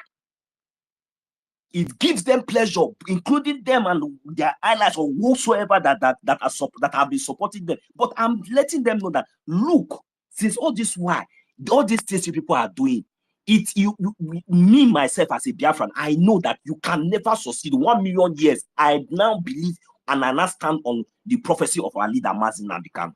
In even self, from now till this world and you do people, all these things you people are doing, even if it is only me that is defending Biafran land, if I tell you that you see this Biafran territory, that you cannot, that instead of you to take this Biafran territory, first of all, come and take my life. And if you cannot take my life, you know that you cannot take Biafran territory. That is just the case. The reason why I'm saying all these things is because we love life. We don't like seeing casualties. We don't like all these things, all this bloodshed, all these things. You know, it has been the culture of Fulani, and it has been the pleasure of maybe some other part of the zoo, you know, because, you know, what has been happening to us, the kind of tragedy that we have been experiencing, maybe they have not really experienced that. And some other parts of the state of the zoo right now that are experiencing it, they don't even have voice or even a ground to even stand today to talk, because they could not defend themselves. They were left vulnerable. They could not defend no media, nothing. If what is happening in Benue State has been taken over. Is there anywhere they are reporting it? If the people of is there no anybody from that Benue State or from all those places? Because they have made them handicapped. They succeeded in that is they succeeded in that is making them cripple, making them handicapped, making them speechless. Both those in abroad and both those with them in the zoo, including their governors. They are all under the control of the Nigerian terrorists. But it is only the Biafran people that stood their ground. That is the reason why they went far away, all the way to Kenya, to kidnap our leader Mazi Nnamdi Kanu, thinking that by now we are going to we withdraw. That was not enough. They also take it again as a political distinct to our prime minister. You know, but I'm not going to bring that in here. No. So what we are saying here is that we are not giving up. We understand the whole game, but I'm talking to my people, because if our people can understand and see the reason, the reality that we are facing right now, even as we are getting this acknowledged from, at least this is a plus. This is to show that yes, the expositions and everything that we are doing is really working. That is to show that yes, the effort of our lobbies is showing. And that is the reason why we must all come in, key in at this point, to make sure that we bring everything that we have on deck to support whatsoever that we are doing, so that we'll be able to succeed and defeat this enemy. They are defeatable. We are the only people that are delaying this thing. That is the fact. Because in freedom fighting, it's not given, it is taken. We have delayed for so long. It has gotten to the time that we need to teach the zoo a lesson. So that lesson that we are going to teach them, it doesn't really matter whether it is in Okigwe, whether it's in Owerri, whether it's anywhere, but we need to teach these people a lesson that they will use their mouth to confess the evil that they have been doing for so long. We should not be the one even telling the world, look, they should be the one now confessing to the world, telling them that, hey, come on, we need your help, because they will not be listening to them, that we need your help. These people, they have not really dealt with us. In what happened? They will now start confessing. Look at the different confession. By then, everything will now be put together. There will be no reason. Because everything will be there, but now they are not confessing with their mouths. There will be no reason for Nigeria to exist again. There will be no reason for Nigeria to exist again, since they are already confessing. But we are delaying it. Since the media is not covering it, can't we say something? Can't we share this space? Can't we repost? Don't we see the atrocity as Canada, all these things? Don't we have media platform to push it? Can't we come in and support? Can't we bring in our money and support our government that is making the Nigerian government to cry? That is making them to go out of concentration. That is confusing them, that they are trying to bring all these things. We have already gone past this stage, and I know that they are getting the point. If the Biafra Liberation Army is not dealing with them in Okigwe, do you think that they will be shouting that they want to buy more arms? Do you think that if the Nigerian army is all this while, that it is how many years now that they have brought this war to our land? If they have succeeded, in in breaking maybe one way our defense, or maybe they have succeeded in maybe a little victory, do you think that they will not report it? All this while that they have been coming to our land, if they have been successful in even just only one victory, one little victory, don't you think that they would have based on that, with that one, they will have evidence to show?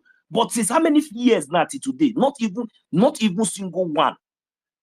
Not even single one victory. They have been complaining, and our people are not seeing it, because we are the only one that is reporting this thing. We are the only one that will still bring CCTV camera and show you that, look at the armor tanks, look at how they are coming, look at what these people are doing. You will see how these people are operating, coming into our land. We will be showing you all these things live. The things that Nigerian government will not show, but still you will not believe. The thing, it will not touch you. Many of you will just look at all these things, you will just flip and pass. You think that is a joke. You will just flip and pass.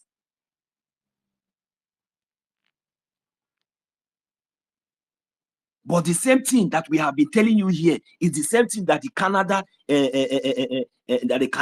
Canada government is confirming to you, that look, that these same politicians that you are looking, these same people, any small thing you will come out and say, hey, governor, they are looking at the government to come out. I am asking all of you, which government, if you are in Biafra land?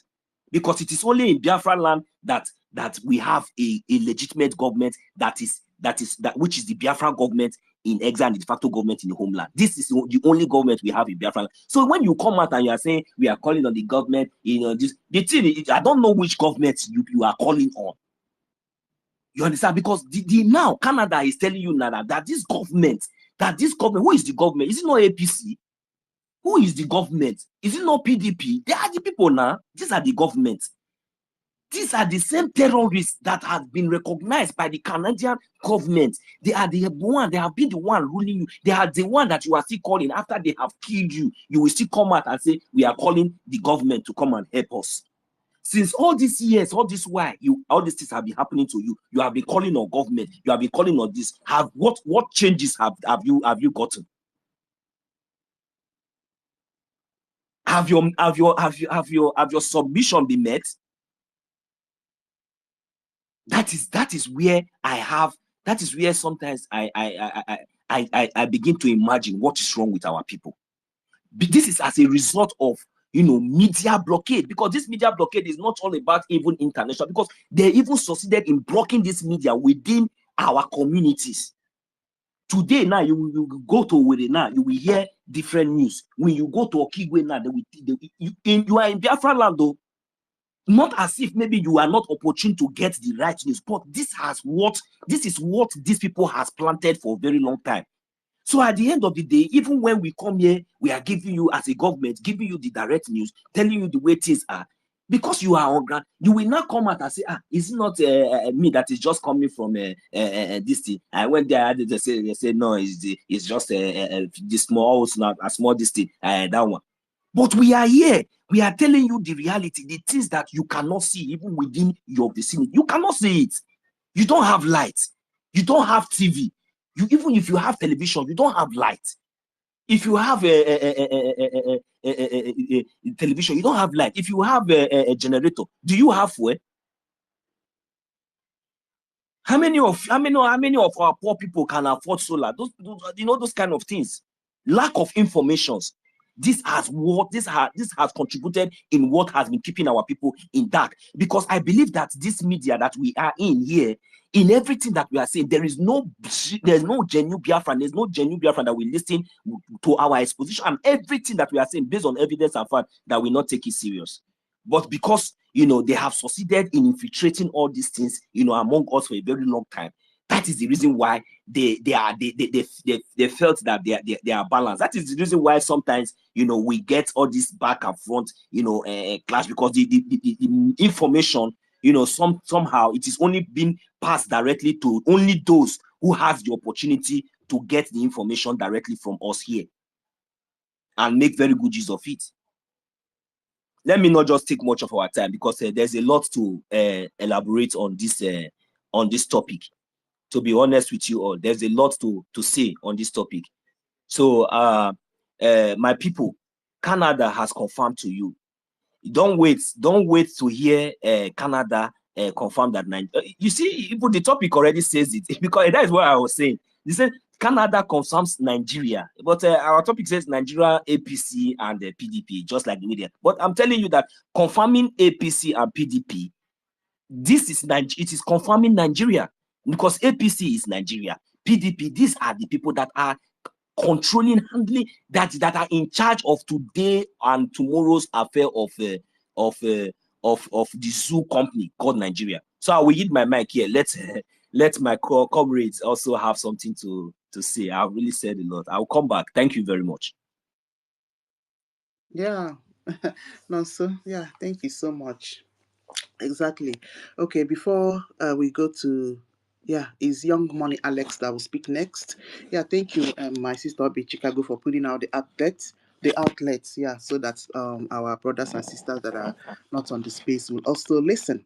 Yes, I want to remind people that are listening in that we have only one channel that our generals get their stuff, and that channel is through our information minister, called Ogechukwu Nkere. He is also acting prime minister. Yes, and through success Nweke. Yes, that's the only channel. Any other person telling you that somebody like Adan Diocho, that are deceiving people on her nonsense channel, that she has direct contact of Igwe Butuzo, that is foul. Adan Diocho does not have Igwe Butuzo. Neither does she have contact of Gentle or gel makeup, or any of them. Anything that she's telling you there is foul. You see, her people there is already telling her to bring another account, that they don't want to donate again to Imam Madoabu. Ifuge. So this is just planned with Biafra Unite and Remiju Soshi and herself. They are now urging her to go and bring accounts. Kabasa her there. So what I'm trying to tell you people is that anybody that is not with success and with finance minister, you know that your money is being used to go party. Either they are giving it to Ngozi to continue to gather money for her lawsuit, or they are using it to go party to Nigeria, the People's Club of Nigeria.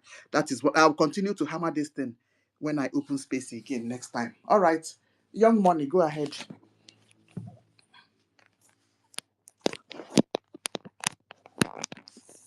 Alex, are you there? Yes, Okay. I'm here. Greetings, great Biafrans. Good afternoon, everyone. My salute and my greeting and my appreciation to Biafra Brigade government. Yeah, so much. I know we are in a war, and we are in a pain. We are in a pains, but our government have been an enlighten to our load. Yeah, let me go to the topic. The Canadian confirmed Nigeria leading party as a terrorist. Yes, you know, the black people, we the black people, we don't like to embrace the reality, the fact. So when I say we the black people, when I come to that region, every indigenous people of that land have been facing this terrorism, this hardship, this atrocity, this deny of right to live. We have been facing it, because I say we have been facing it. I was born and I got wise, and I grown up and find out that Igbo race are being hated in that region, and find out that Biafrans are being killed in daily basis. So I still find out that other region, indigenous people, are being killed in their land by other group of believers. So, and all these things have been going on for decades. All these things have been going on. And as we all know, that almost 250 terrorists are comfortable with the situation that they have found themselves inside. The reason I call 250 terrorists, 250 million terrorists. In absorption, let me absorb that we are 300 million people in that region, and we the Biafran people who have been fighting for the humanity and for our right to survive as a human, we are 50 million. So in that region, I minus Biafra Brigade government, the indigenous people of Biafra, not I'm a Biafra format, but I'm a Biafra in action by funding our Brigade government. I minus them. Then I quote the remaining 250 million as terrorists also, and as a fool also, because this set of people have been expressing this atrocity. This set of people have been seeing all the atrocity of the Nigeria zoo government toward their citizens. This set of people, those that call themselves engineers, professors, PhD degree, that suppose to speak for the voiceless ones. This set of people are still in terms of, I will not quote that they are seeing what is going on, and they know what is happening. But because they are idiots, because of their selfish interests, these people keep quiet, keep accommodating all the atrocity of that region, of that government, keep enduring and keep on pretending that all is well. So I'll quote this 250 million as a terrorist, because the reason is this: if a government of a country who the world are looking onto toward the citizens of that region, if the government is being tagged a terrorist by another nation, then the citizen from that land, what should be their name? Their name also is a terrorist. And that is why every one of us who are holding a terrorist passport, we are being treated like a terrorist. Since the Nigeria people and some Igbo people refuse to accept the reality is that we are being denied the right to live. That is the reality. The reality is we have been denied the right to survive. And because we have been denied the right to live, to survive like human beings, we are being scattered all over the world. We have been run to exile for the ability for we to be able to survive. But among even those in exile, many of our Igbo people and many of our Biafran people, even those, because of the atrocity of Nigeria government, have made them to run to exile. And this set of people that, because of the atrocity of Nigeria government, have made them to run to exile. Instead of this set of people to accept the reality by fighting the terrorist government who have terrorized their life, who have denied them the right to live, who have denied them the right to survive, this set of people prefer to fight those who are fighting for humanity. We see them in Biafra BRGIE government. We see them as Igbo people. We see them as a Biafra. We see them. Even some months ago, they have attacked our government. They have attacked our finance just to destroy our finance, because we are fighting to destroy the terrorist Nigeria zoo. So because of these people, they are idiots. They have their own selfish interests. You see them, they are still turned back to be fighting we that are fighting for the humanity. So even the people, those regions, we have to understand them as a terrorist. You see, if you are a Biafran and you are not fighting for the cause of humanity, you are not fighting to liberate our race, you are not funding Biafra government, count yourself as one of the terrorists also. Now, like somebody like me, I see that country as a terrorist for long. And I see that I cannot fight it alone. That is why I run to Biafra BRGIE government as a shade to fight this terrorist government. Believing that these people have terrorized my life enough.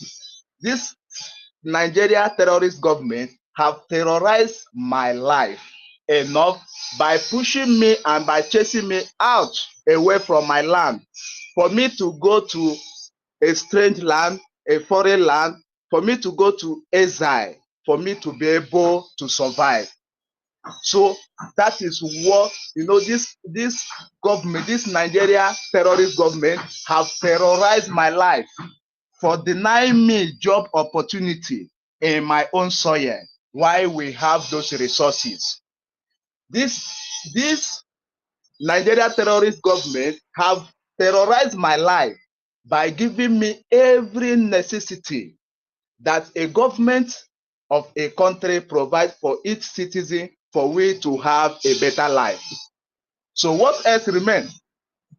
If you say they have tried to take away my life, because once you can't give your citizen a job for them to be able to work and make more and earn money and take care of themselves, that means you have denied them the right to live and the right to survive.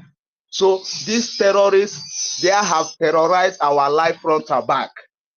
But the worst part, because the black people are so foolish, you still see some foolish black race who were able to escape the acts and the atrocity of this terrorist government in that region.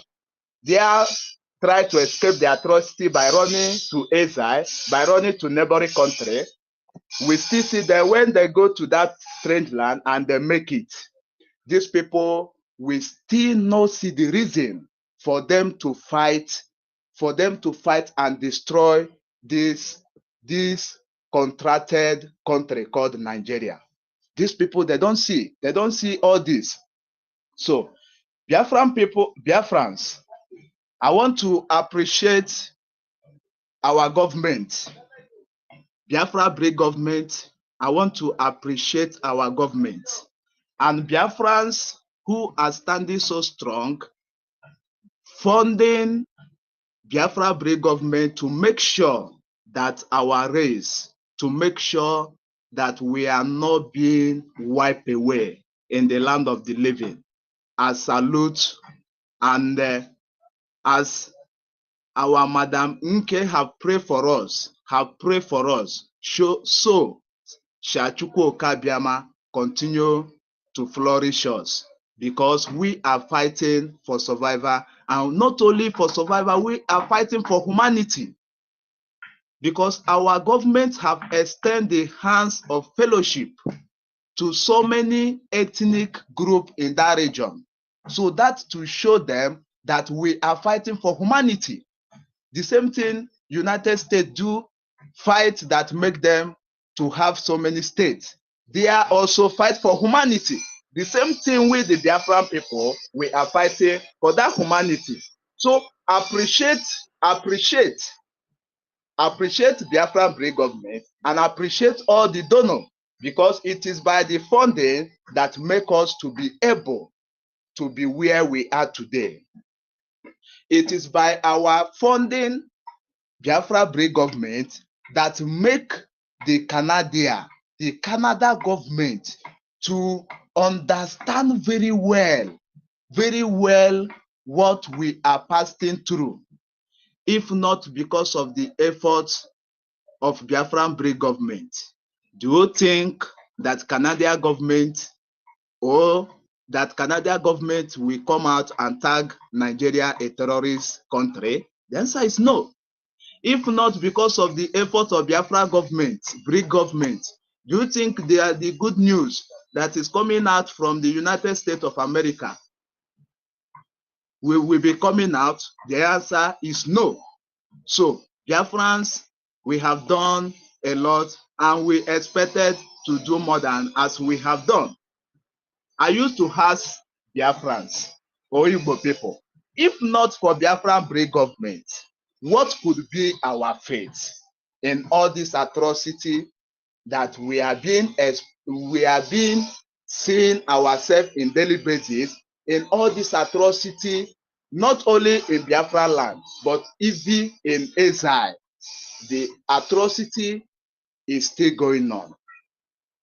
So I want to appreciate our government for standing so strong and for making the world to hear our voice, to hear our voice, since the people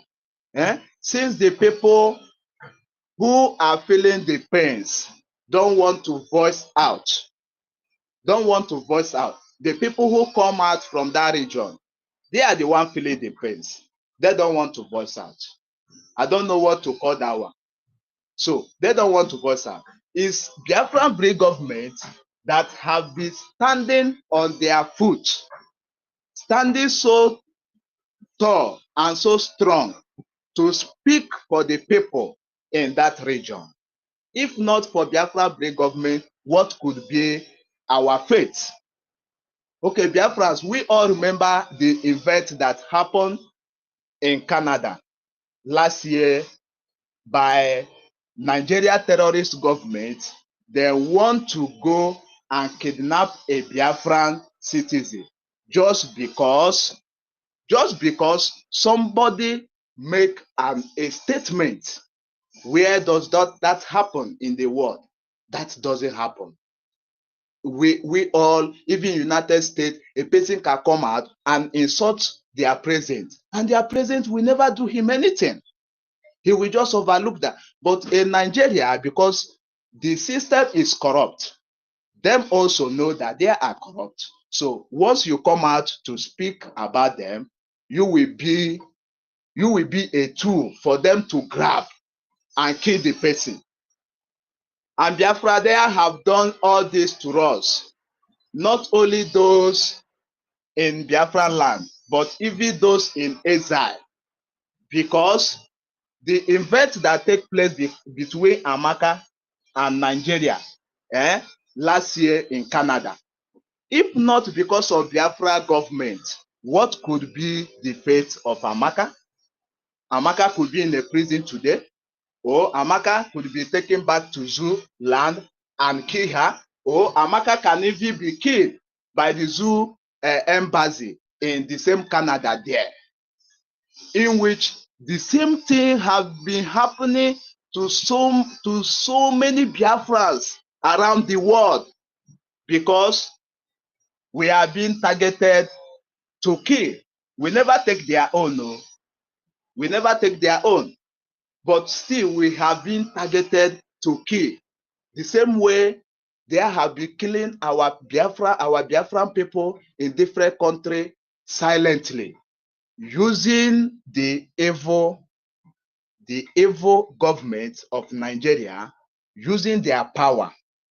Because the battle between Amaka and Nigeria was Nigeria to Amaka, which if not that Biafra government stood up and said, no, you cannot be kidnapping our citizens one after the other because we just pronounce a word, and our government stand for her. And believe me, Biafrans, the same thing, the same history have repeated itself in so many countries.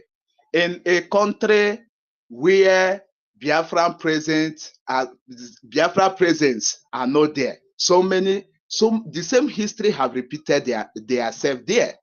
So many Biafrans have been kidnapped, have killed silently, have imprisoned by Nigeria terrorist embassies in the country. Believe me, it's happening. A lot is happening because Nigeria is a terrorist country. So that terrorism, they are taking to every other country. They can go to any country, use million, use pounds, use dollar, and bribe any person that they want to bribe, and penetrate and commit their atrocity. And in which race did their atrocity channel is Biafrans. So Biafrans, if you are still in a fence, or if you are still running around, you cannot escape it. That you escape it is you embrace Chukwuka Biama, because Biafra is a country owned by God. Our spring leader Mazi Nnamdi Kanu have taken Biafra nation and committed it into the hand of God. So the cause that we are fighting today is a cause of Chukwuka Biama.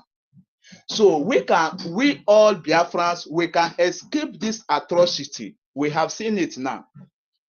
Other countries are the ones speaking up that these people are terrorists, that all the leading parties, and every leading party of a country is the government. So that Nigeria government is terrorists. So we don't need to hear anything again.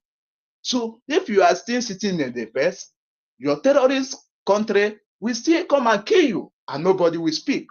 So if you embrace Biafra Brave government, Biafra Brave government will be speaking for us. as the world are hearing from us that we are not the problem to that region, that we are fighting for survival and we are fighting for humanity. That is, we are fighting for survival. So it is better we all carry our arms and fight like soldier than dying like a slave. Biafrans, I want to brief we all because so many things. Please, just after this my submission, let me leave my mouth after. So I want to brief we all. So many things that we have to be convinced. If we keep quiet and if we stay in the fence, our race will be wiped out and we will be lost. We are not the first, so we are not the first that have lost their race, that have lost everything about them.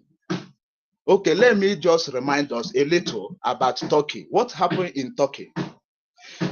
Was United Nations not existing when the terrorists, when the religious terrorists entered there and invade them and destroy all of them and convert them and take their land? Because of what? Because they are claimed to be ignorant. It don't concern you. It is happening in the Imo state. It don't concern me. It is happening in the Hamadike state. It don't concern me. This is what led them. The terrorists come and invade them and take away their land. And I remind all of us, that time, United Nation is existing, European Union is existing, all these power, they're existing. But what did they do that time? Then keep mute, because the people that the terrorists come to take their land did not fight back. So Biafrans will not allow the same history to repeat itself in our land. Never. We must fight. It is our duty. We must fight, we must fight, we must fight. We must fight until the world will see that these people are so desperate. If you don't fight your enemy back, even those who supposed to speak for you, to come and back you, they will look at you and the enemy will consume the people. But we, the Biafra, we are not the people to be consumed because our journey is for Chukwu Okabiam. So I'm calling on every Igbo race, not only Igbo race, but if you love humanity, you are from Middle Belt, you are from Oduduwa, you are welcome in Biafra. Bring your phone, but don't sabotage our government. We are fighting for humanity. When we liberate our land, you are welcome. America did the same thing. Many countries did the same thing. So, Igbo race, Biafran people, people from Middle Belt, this is the time for we all to rise up. If we don't rise up, if you don't rise up, we the Biafran people, we are rising up. But we are calling on everybody, rise up and carry that arm and fight your enemy back. It is only when you fight back that the other world will come and intervene. So Biafrans, brave government, are so much love our government, and Biafra, we must protect this our government for we to achieve all that we dream in Biafra land. Thank you so much for giving me the mic. Thank you so much. I leave my mic. Yeah, good morning, Alex. Yeah, amazing submission once again. Yeah, we always enjoy your submission. Exactly. Young money. One day you come and co-host, so you'll get the experience. All right. Ngwanmazi, before my sister tutors. Ngwanmazi Onyeka. Thank you. Hmm? Yeah, I'm here. Thank you so much, my lady. I greet you. Thank you. Dear friends, all protocol observed. Yes. I think it's a good news, and we need to carry it up from there.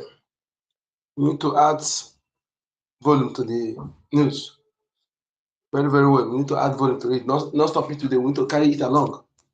To let those who are trying to call our defense forces, those who are sacrificing their life, those who are trying to blackmail them, and this thing I would like also our defense forces to allow us to let us do the talking.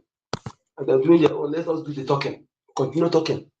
They can't be fighting for us and do the talking. So we're going to speak for them, defend them as they're defending us. We defend them on media because we know that they are fighting for us. The terrorist Nigeria government, even before now, we have said it, that Nigeria states need to be proscribed. Nigeria government, Nigeria politicians, even I'm adding media, Nigeria media to be proscribed as well. Because they are betting and they're aiding the atrocious irregularities being perpetrated by the media, by the terrorist government of Nigeria. We saw last time how Hamas leader came to Nigeria and he was given a very warm welcome, and he was allowed to speak on the national TV. And now that Hamas have embassy in Nigeria, I wonder that there will something will exist in the north. I don't doubt it. And the Islamic State of Iran that is sponsoring the terrorism are ruthlessly gaining ground in Nigeria. Yes. So our other countries should follow suit. And any country that is selling arms to Nigeria is sponsoring terrorism. If US is selling arms to Nigeria, they should understand that they are selling arms to terrorists. You can't, the evidence is there beyond reasonable doubt. I don't know how we challenge anybody who will come to disagree with this. Anybody, whoever you are, any lawyer, anything in Nigeria, come up. Come and debate with your ordinary me. Let me see where you go. They are back up. Because we have many evidences. Okay? Nigeria state is terrorist state. All the politicians from top to bottom are terrorists. The media from top to bottom are terrorists. Some top religious leaders are terrorists. Appointed traditional rulers are terrorists. Many organizations in Nigeria are terrorists. Because there are terrorists that are different. If you are not aiding, maybe you are not the finisher those who carry arms, but you are sponsoring. You are aiding one way or the other. You are all terrorists. Yes, because when media sit back on their chamber and their newsroom desk, they don't go on ground. Whatever they call them to tell them to report is what they're reporting. Okay, they don't know investigative journalism. Nobody. Whatever they ask them to report, they report.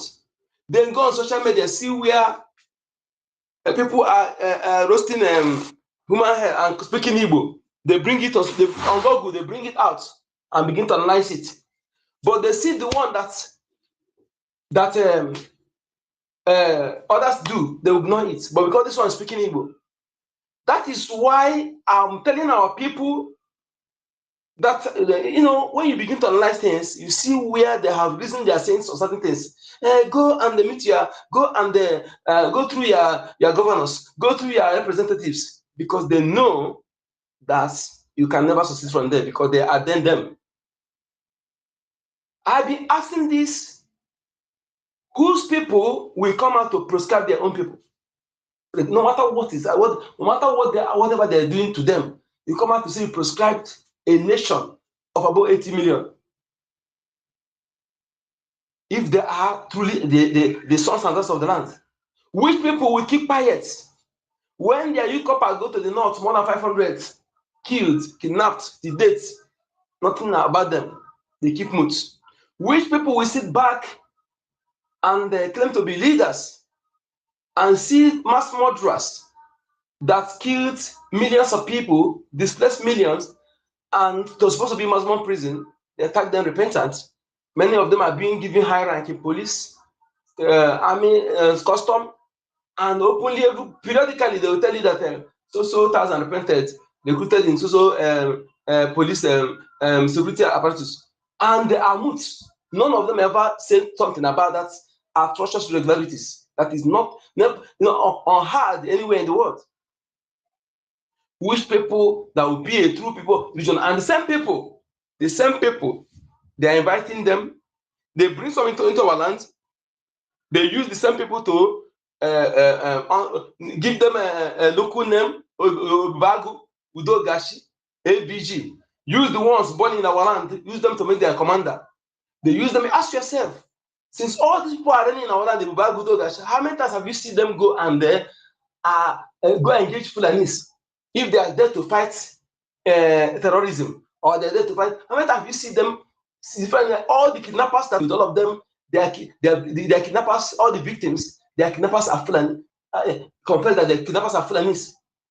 Terrorists, primates, the Methodist primates, he confessed, he made the confession, even before the confession. The BBC Igbo that are hiding under Igbo nomenclature, that recruited Fulani, they are parading themselves as Igbo.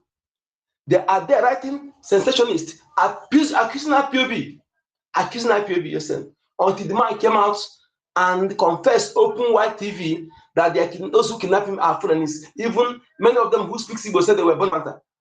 The same BBC has never retracted that false narrative. Gulag was killed by Fulani terrorists sponsored by Ali Mungunu. They wanted to kill him, to pin him to IPOB sit at home, to accuse it on IPOB. Then, as God will have it, they miscalculated. So even the police said they have tackled the kidnapper, they have taken care of the killer. When? How do you know the killer immediately? Our leader came and gave ultimatum and said that this is lies, that this is a false narrative, and is not the IPOB can never do such thing like that. They can never do that. What are we to do with Gulag? He's not our enemy. He's not speaking against us. Why?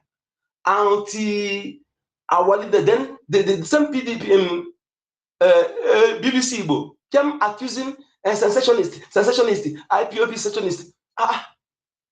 Our leader gave ultimatum. 2 weeks later, as Harry Potter said that those who kidnapped him are Fulani. Prior to that, the co-passenger in that thesis said that those who killed the man are Fulanis, that they are not even the people in the region, that they are Fulanis. And somebody caught the co-passenger in the phone when he was speaking with the IG of police. He told them that those who killed people are Fulanis. The same BBC has never come to retract their false narrative. I am asking, sensationist, where am I selling to? My own land, the land where my progenitors live, if not put a million years. That even the West, the Fulani, not all of them confirmed that the people, the Indigo people, the ancient people have been there thousands of years before them. Then you come here, I'm selling from where for where in my land, and who am I selling to? Who is selling? Or I should allow artificial creation, derogatory nomenclature, to subdue organic created nation, Biafra, that had been existing before Britain was created. Who does that? Is that that fraudulent creation? I will be there, allow the immigrant to make me a slave in my own land. If you're a Biafran person, you should ask yourself this question. If you are in your land, and despite all this, you allow immigrants to make you a slave in your land, that means you don't deserve to live. You don't deserve to be among the living. You deserve to be wiped out. If you allow immigrants to make you a slave in your own land, that is why we're telling you that we cannot allow that to happen. It is better for every living thing in that soil to perish, to ashes. Let other people from other races come and occupy it, than for such to happen. If you think that our resolve is flexible, I'm telling you that our resolve is rigid. It is absolutely rigid. No in between. And our destination is rigid. No left or right, no, it's rigid. Anything that stands on our way, we can never divert left or right. Either we crush you, either you live or we crush you. That is our resolve. Biafrans, as Canada has spoken, other countries that are humanistic life value leaders to speak. A time coming live, interests will be kept aside. Because that interest you think you are looking for will not be equal to the calamity that will hit you when you support such evil.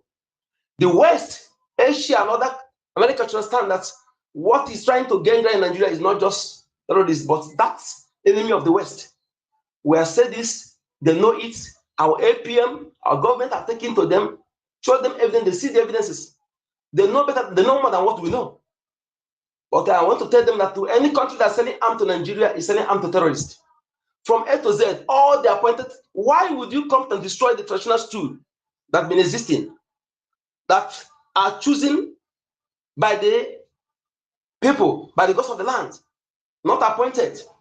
Why do you destroy that original way by now making it political? I remember before, president pay homage to the traditional ruler, but today, traditional ruler pay homage to visit the councillor. That is how they have gone in destroying our traditional stool. Using Ohaneze, Fulani that hide under Igbo nomenclature. The same way we think that the Igbo World Congress has teeth for us, all now controlled by Fulani. Not just by process, but Fulani, the people you see think that they're Igbos because they bear your name, speak your tongue, are not your people. I want to ask us a question here. Those of us who are still skeptical about this. Chukwu can use many things that happened in BRGIE, these first coup, to show us something. Despite the distraction and the setback he brought. He used that to open our eyes to something. So that we take that thing serious and work towards that. You know, to let our people who are gullible to know, to take a stand, to know that the people they are calling their mind are not in their mind. The people they are calling in their mind, my mother used to tell me something. I was in their mind and their mind. I should stop calling people, other people say, they are still calling them my people, that they are not my people. I should run after those who are not waiting for me. That the people you are calling your own people are never your sayota. If Alma Tabuka has not been didn't expose, if she had contested to be a senator in Anambra, and her brother who is joining up to be a governor, if she are not exposed, how many you and I would know that she's a Fulani woman? And that should tell you that she's not, they are not the first. When Okorocha was exposed, that is not an Igbo man by a Watana leader, did any other politician challenge it? Why do you think that no other politician challenge it? Because he's not the only person. He, Okorocha, is not the only person. If not, they would have used it as a campaign message. But no, we should be thinking about this, so that we know that that direction is what they want to use to gradually, they will come and do the attack here, use APC, threaten them. Attack here, they play it very well to make you think that they are persecuting them. Roger Okorocha, when I started hearing about him is when he started coming to contesting for election. Otherwise, I don't know who is Roger Okorocha. Only when he comes for election. And all his so-called charities are in the north. If you have any charity foundation they have in the Biafra land, show me. He's the first person that brought Islam into government house in Biafra land. Okay? So, why all these things are happening? Those of you who are mixed blood, I want to tell you, if you are mixed blood, your mother are Biafran, your father is Fulani, and they're using you. Do you think they love you? They don't love you. Because anybody who loves you can never allow you to share blood in your maternal home. Because he's putting cost on you. And I can assure you that after using you, they will also destroy you. Yes, for them to have the mind, they do not plan to into our women because they love you. No. They want to use you to achieve their self-interest, their unjust agenda. After using you, they will group you and wipe you out. The only those that they will arrive are those who are 100% Fulanis, like Anamat Abubakar. And the one that will succeed all these governors now, entire Biafra land, if we fail to do what we're doing. They are all 100% Fulanis. They want to use to take over and bring Sharia into your land. This is the game they have played over the years. Are you telling me that a man who comes to propose a bill, that when a Fulani man marry our women, he become a citizen, indigenous person, he has the same right like me. If you stay 10 years, you have the same right like me. That such a man called Benjamin Ricardo, who is proposing such bill, is a Biafra man, is a Igbo man. If that's what you think, I don't think so. They are not. And I'm saying 100% sure they are not my people. Many evidences. The same people came to kidnap Mazin and Kanu. They planted their people in religious leaders. Are you telling me that Bishop Onega of Enugu, who is against Mazin and Kanu, is against freedom, is against ESN, is against everything we're doing? That's a Fulani man. He's an Igbo man. Are you telling me he's an Igbo man? A pedophile who impregnated their minor. He's an Igbo man. They planted their people in all these institutions and they make them to be on top, to use them to control the real ones. This is what we must understand. Now they are making me bid for immigrants to control our traditional schools. Either only of people or of immigrants, Satan of Sokoto, to control, and I sit back to allow that to happen. These are the stuff that will make our ancestors to be angry against us. All these things, if we allow all this nonsense to be going on, nothing makes people suffer than all this nonsense. Taking the position of your ancestors to give to those who don't want it. We must fight. Like our brother said, fight. Death is not a bad thing. Death is not a bad thing, my people. In fact, they call it Maun. Maun is celebration of death. Maun, we have Mandu, celebration of beauty of life and beauty of death. Maun, yes. What is bad is when you die, when you not fulfill the purpose you come to achieve in this world. Yes. And let me tell you, when you fight and die, you will have a very, very warm welcome by this year, by our ancestors. And you'll be, when you come again, you will be able to enjoy. So do not be afraid of death. Death is not a bad thing. Only when you sit back and allow your wife to rape, your daughter to rape, your son to kill in your presence and you coward, that is what death for you. It is better to fight and die than to sit back and watch all this evil, all this sacrilege, abominable things to be happening in our land. That is your lazy. Your kingdom you are looking for somewhere, no other place. That is the seed they have done our people. This enemy, they plan to turn our people brain upside down to be doing things wrongly. As they're doing those things, they're making their foundation weak, making their foundation to be weak because you are doing things wrong. You are lazy in the ancestral land. In the ancestral land.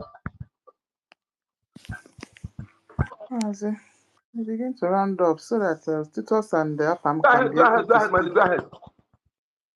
Okay. Titus Ngwan before Afam. We have like 45 minutes. Yeah, thank you so very much, my people. All protocol observed because we don't have time. Yeah, so I had to pick mine because I took my time to hear what is happening and to understand who is this man self that went to seek for asylum. I thank you, my information minister. Because of time, I will not call everybody's name.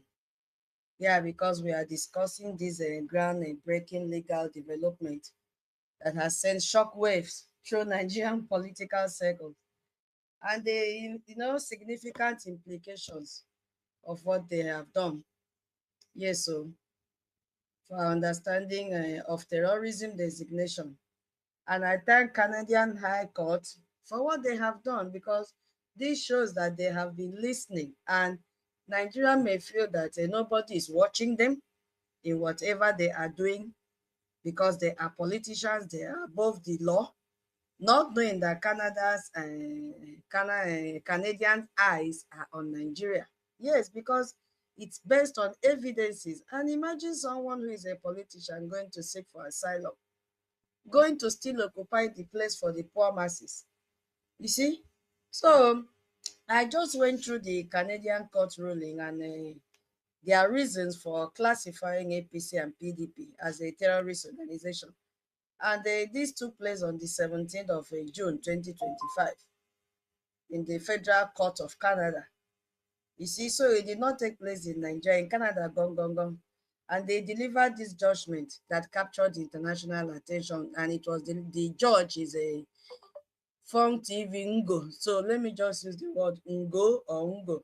Let's hear the person forgive me. You see, and he tagged PDP and APC as a terrorist organization. Yeah. So now, it's not just a casual, would I say, classification. The Canadian court made detailed findings based on this evidence of systematic violence that has been going on with these politicians in Nigeria. And the name of this defendant is Douglas. I don't know, the surname is too Egbereva, whatever his name is, but the name is Douglas. and is a born Nigerian politician who admitted to be both member of PDP and APC, and he had to apply for asylum in Canada. So his asylum application was denied because of his membership in these parties, which the Canadian court classified as terrorist organization. You see, and Canada has done justice to Nigeria. So now they are panicking. They are panicking. So that means it pains them if somebody calls them terrorists. They are writing, Nigerian government is asking Canadian courts to withdraw the ruling designation of APC and PDP as terrorist organization. But what I want to tell Canada this evening and every other country listening is that they are all the same. All political parties in Nigeria, they are the same. Both Labour Party, both SDC, both APGAO, both PDP, APC, even other emerging ones that say, sorry, coagulation, discoag, all of them are the same. And I call them political mercenaries or political turncoats. They jump from one party to the other, thinking that when they go to the next party, they will become an angel. That is what they are known for. So you have given them the right title as terrorists. So and now I find out, what did they really do? What did they do? So this Canadian court, through Justice Ngo, endorsed that this is a political organization. They found that the conduct of individuals who are members of PDP, what are their traits? Violence, murder, ballot stuffing, ballot box snatching, intimidation of voters, and other unlawful acts. It is what they are involved in doing whenever there is election. Are we not seeing evidences in this? Last election in 2023, we saw this actress, what is her name, Chioma, that was crying inside her car that they've snatched her ballot box and they refused her to vote. This is one of the evidence that we have. There are so many, you see. So the court determined that both parties, both AP and all political parties, have added that word for them. They are involved in political assassination and murder. We have seen it happening on so many instances. So Canada have taken time to dig deep and know who they are. They say that meeting legal definition. Now, this is not, our brother spoke earlier this morning, Emeka Socrates, and said that the meaning of terrorism in Nigeria is different from the meaning of terrorism in abroad. Now, Canada has made their rulings based on the international meaning of terrorism. And I pray Finland should also use this opportunity to know that our PM never involved himself in anything terrorism. They should use the judgment from Canada court, because this court took place inside on the ground of Canada, and know that our PM never involved in anything. That what international community knows as terrorism is different from what Nigeria called terrorism. So this is what they call terrorism. They said the court found that these parties' action fit the precise definition of terrorism under Canadian law. Violence designed to imitate or intimidate the public for political objectives. So Canada itself knows the meaning of terrorism, and now Nigerians, they are crying that they have called them terrorists. Why are they crying? Because that is who they are. Canada cannot galvanize them. These people are terrorists, from Tinubu till the least person. Even those that are aspiring to, to contest in this 2027, that we are not even entering 2026, they are beginning to glamour and campaign for 2027. Peter Obi is a terrorist. Soludo is a terrorist. A Nigerian governor is a terrorist. And you see that he has jumped out to tell Tinubu to restrict social media, that social media is damaging their images. Yes, we are here to tell the world that we will help them to propagate the news that Nigeria is a terrorist country. And this man have gone to open the chapter. Maybe you guys did not believe what we were saying. This law, this verdict was not passed on Nigeria's soil, but in Canada's soil, showing that it is authentic. There is no favoritism. This is who Nigerian politicians are. And we are demanding that all of you should sanction them. Anybody. So don't allow them to deceive you that there are no more members of this party. They are all the same. They jump from one party to the other, jump from one party to the other, and still go to the new party and commit the same atrocities. Right now, there's a news headline, I think in Niger State, that they've arrested a man who is already sharing money, 29 point something million naira in his vehicle, and he's distributing to people to do what? To vote. This is how corrupt they are. So the court didn't make this finding lightly. They documented that these weren't isolated incidents, but were represented a pattern of violence spanning in decades. It's not something of one day.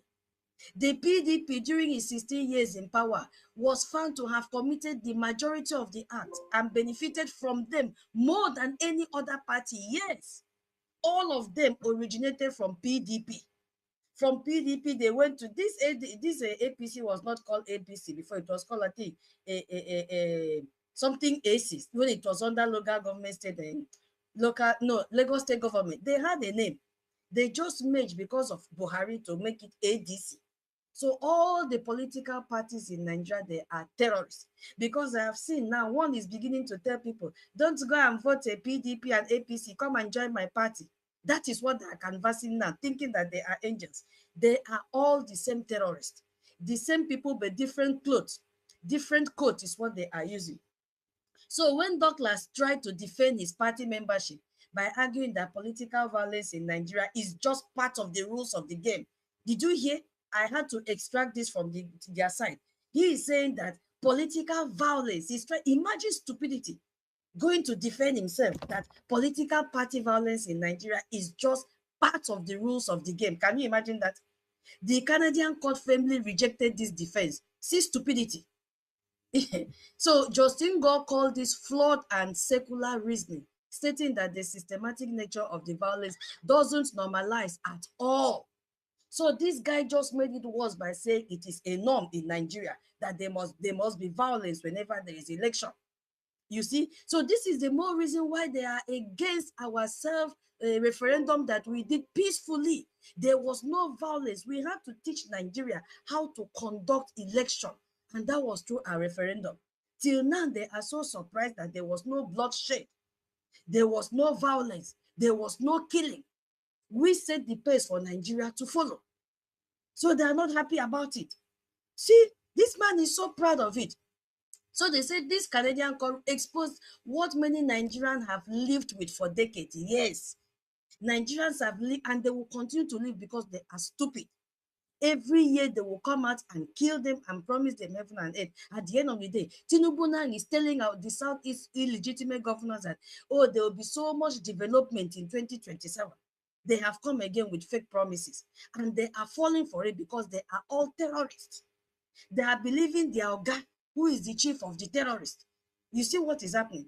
So they listed what they have done. They are into kidnapping and abduction. That these parties have been linked to systematic abduction of political opponents. Yes, Rogers Okerecha is one of them. They have abducted their activists and even journalists who dared to speak truth to power. They kidnapped them. They killed them. These very parties that orchestrated Nnamdi Kanu's controversial extradition from Kenya have now been classified as terrorist organization by an international court. So this is not Mago court. These same people planned the kidnap of Onyendu, and now it is their turn to be called terrorists, and they are jumping. Why should they call them terrorists? Is that not who they are? Every election cycle in Nigeria has been marked by bloodshed. We have evidences to this. So with these parties, using violence as primary tool of political competition, after committing these atrocities, he now ran to Canada to seek asylum for thinking that he doesn't have history back home. Thousands have died in elections related to violence by these same parties, all of them.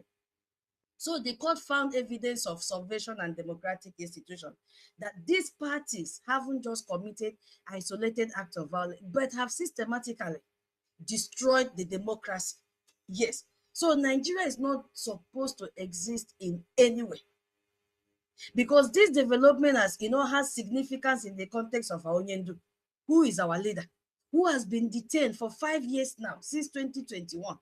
The same political parties that branded us as terrorist organization and planned for this our Onyendu's detention have now been officially not from Nigerian court, hey, from international court as a terrorist organization. And this is why our lawyer Jimako, have seized upon this Canadian court ruling to argue a very crucial point, that the recent declaration by Canada that APC and all their parties is a terrorist entity.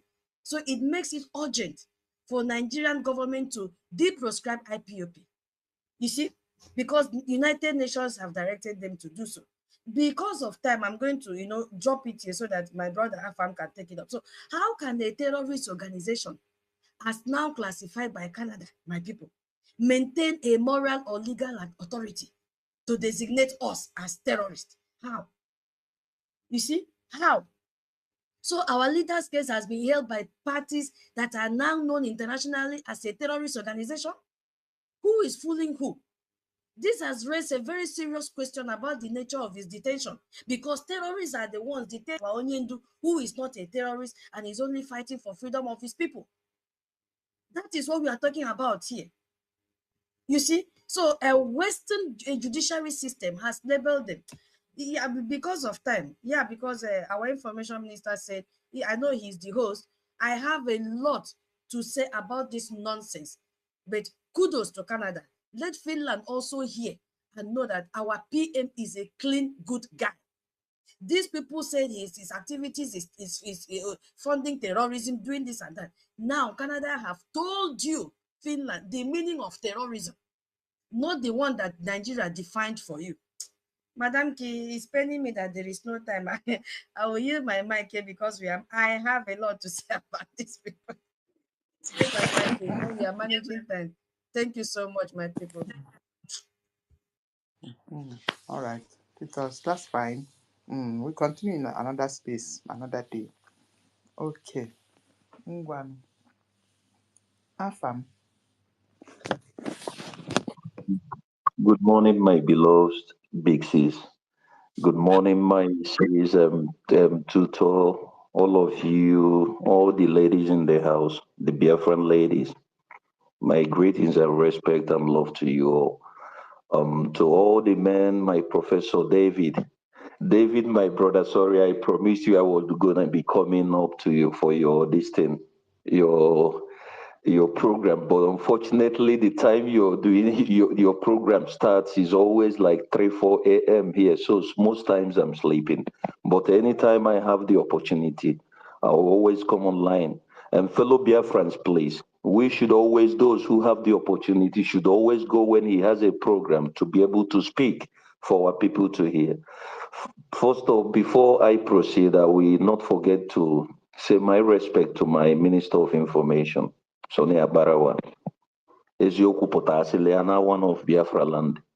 I greet you, millions, each and every one of you. Mr. Snow, my beloved brother, my respect to you, freedom for all, Emeka, she is Obi Chicago. I greet all of you. Okay, let me not waste much time. Those who I did not call, please accept my greetings. I don't have much to say. The only thing I have to say is this. What Canada says about the so-called zoo and their parties and whatever, these are countries that they all knew. They all know that that place is not a country. They know the crimes that they commit much more than us. If we think they don't know, Finland knows what is happening in Nigeria. So when we talk of for them to know because of others have declared, they know what is happening. Only that British are pushing them through their citizen that is being married to their whatever they know. They are doing whatever they are doing. The only thing why I'm here is this. I will say the one thing again.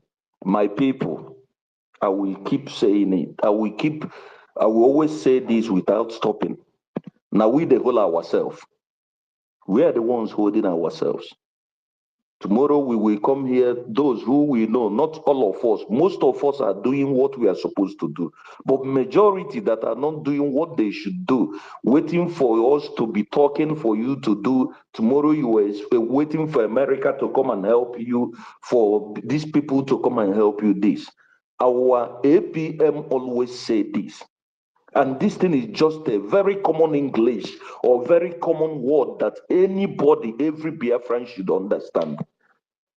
Why should I leave the problem I have to go to solve your own problem when I have my own problem? We call Israel, Israel, come and help us. So we are from Israel. We are Jews. We are your brothers. Why they are fighting their own war, multiple wars? Other countries that had their freedom, who was helping them? Nobody. They helped themselves. They fought themselves out, their way out. We have what it takes, and we are here begging the world. Our Minister of Information mentioned about one of his speech one time ago. The money that these terrorists they collected from our bikes, our Okadas in our land in Biafra land, 20-something billion. They gave it to these people by giving them 200, 300, 1,000. But when you now tell them to bring this money for Biafra, that is when they will remind you that there's hunger in the land, that nothing is happening in the land, that everybody is going through poverty. But they can willingly give these people their money, they are contributing from them. But we are begging for them to, even if it is 100 AJ, you're contributing weekly. It goes a long way. Nobody will do it. And later we'll be coming here waiting, begging America and talking when they sell. Let them sell whatever they want to sell to Nigeria, even for me. If I keep saying this, if all Biafrans will die, let it be only 100 that their head is correct, remains. Let it be. Because our people, we have allowed stupidity to be taking much of our time and our place. Who are we begging? We have the population. I keep saying this. We did our referendum. How many votes do we have? Then in that 50-something million, 1 million people cannot come out for us to fund this. Other nations that have their freedom, who funded it for them? And tomorrow, the only thing we know is to come and make noise on social media, and men are gossiping. My sister Nkiru, please, I don't have much to say. Please, I'm giving my 100 ejema for this thing today. I will send the receipt for you before this thing ends up today. The fundraising ends up. I will send my 100 ejema. I will send the receipt for you before this thing ends up, please. Me, I don't have much to say. Okay.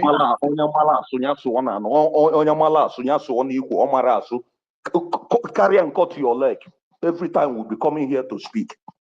Thank you, my dear sister. Okay, Afam, thank you so much. All right. I await your receipt, okay? Yeah, but don't send at least within the next 3 hours. I should have it. Yeah, we'll soon be going into fundraising. No, my sister, you will have it for sure. I will just call the person that is gonna do it. Maybe she will do it before this thing, before it starts, or maybe you will get it before then, please. Thank you. All right then. All right. Nonsongwa.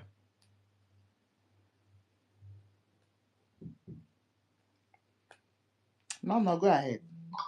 Okay, because of our time, because time everybody our fundraising, because so many things. So this topic, if I even let me just summarize it, because I'm very happy concerning what we are hearing now, and what is going on, and even the topic that we are having these days is really getting interesting. Because according to like our brother that made the submission now, we all saw what they wanted to do with our sister Amaka. All these things that is happening is also part of testimonies, not to even to the international community for me, because I believe that the awareness is there, and they are already they are aware of what is really going on in Nigeria. Just that it is who will be the first, to take the stance. And I really appreciate the effort of Biafran government in exile and our lobbyists, so far. So, but for our people, mostly those in the homeland, and mostly those in diaspora, mostly those that have been have been hearing about this Biafran government in exile, or even for the fact that you even know you are even aware of the kidnapping of our leader Mazi Nnamdi Kanu. So that should be enough reason for you, to understand and stick very close to whatsoever whatsoever that we have been doing, mostly, especially the Biafran government in exile. So, but the problem now I'm having with our people is that, but let me just say, I'm still calling on their attention to see things from the other side. You understand? Because now, when these same Nigerian politicians, we all know, when these same Nigerian politicians wanted to, place a false allegation on a Biafran in Canada last year, we all understand that if not for the intervention of Biafran government, it is not just the intervention of maybe it was the intervention of as in because the Biafran people, we intervene as a government. If not for the Biafran government in exile, the intervention, that is the awareness and everything. To be honest with you, but what is paining me so much is that the people that you are even doing all these things, that the people that we are even fighting for, that we are even representing for, they don't even understand the meaning, and they don't even know what they are what the Biafran government are really they are supposed to be the one even singing the testimonies even more, but but the evidences are there. Just like as we have said, this is the problem I'm having with our people, because we have refused to recognize, and some of us refuse to recognize and acknowledge the effectiveness of this government, how this government has been giving us protection both in homeland and in exile. If not for the Biafran government in exile exposing the zoo terrorists, I'm telling you, it might be as a result of the exposition and as a result of the effort of the Biafran government in the intervention of the Biafran government in exile during the time of during the time when these terrorist politicians wanted to enforce they wanted to enforce their atrocity on one of us in Canada. We all remember that it was almost concluded, even to the extent that our sister was even arrested and detained. You understand? So, but if not for the intervention, not just because we were making noise that on social media and doing this, without taking any bold step as a government, when Nigeria government is saying this, and we are here busy on without having a body as a government that intervened for her, by now she would have been kidnapped. Maybe by now the story would have been different. You understand? So I thank God for that one first. Then today now, the same Canada denied the same terrorist Musa, which is what is their so-called chief of defense staff, which is the Musa, denied him a visa to Canada at the same time.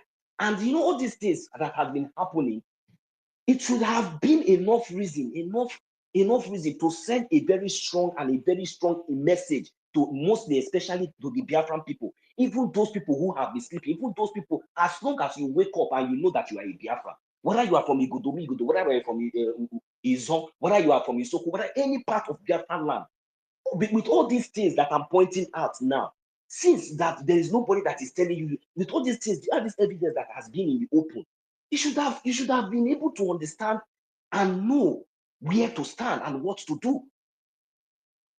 Today, as if that was not enough, before our own eye, they banned Musa from coming to Canada. That one did not send most of us messages. Before our own eyes today, they have now confirmed that Nigeria and their political groups, which is the APC, PDP, or whatsoever political groups that is under that Nigeria, are terrorists.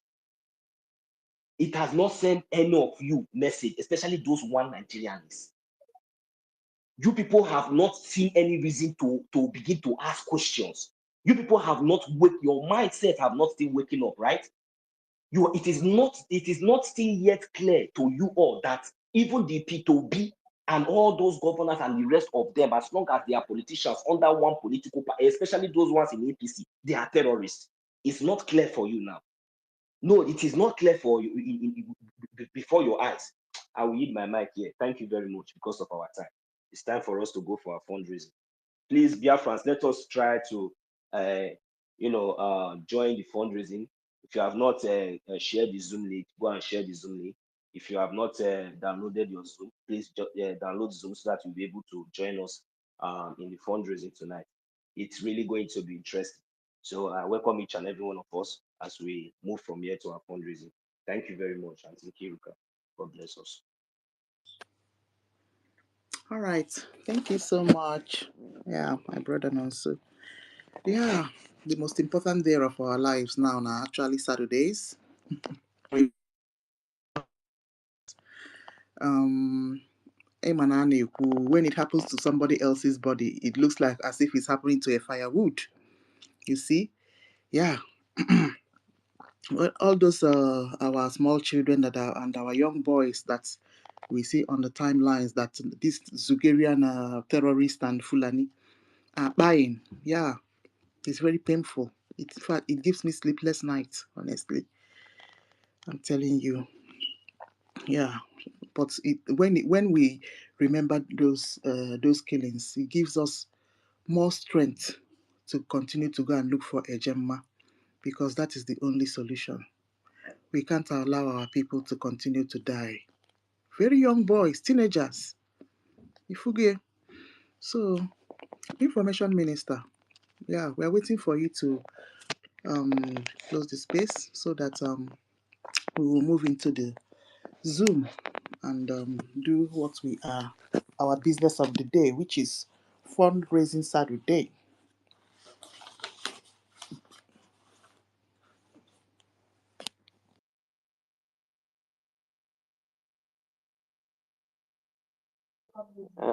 I'm thinking if I don't know how long our information minister, because if he's back, I know that he will just round it up. Because it's already it's already time. I don't know, maybe if anybody have visited the or we just have few minutes left. So anybody that still have anything to say, because there's a lot to say. Yeah, people like us now. When Auntie Tito now we grab the mic now, we'll be begging her to stop.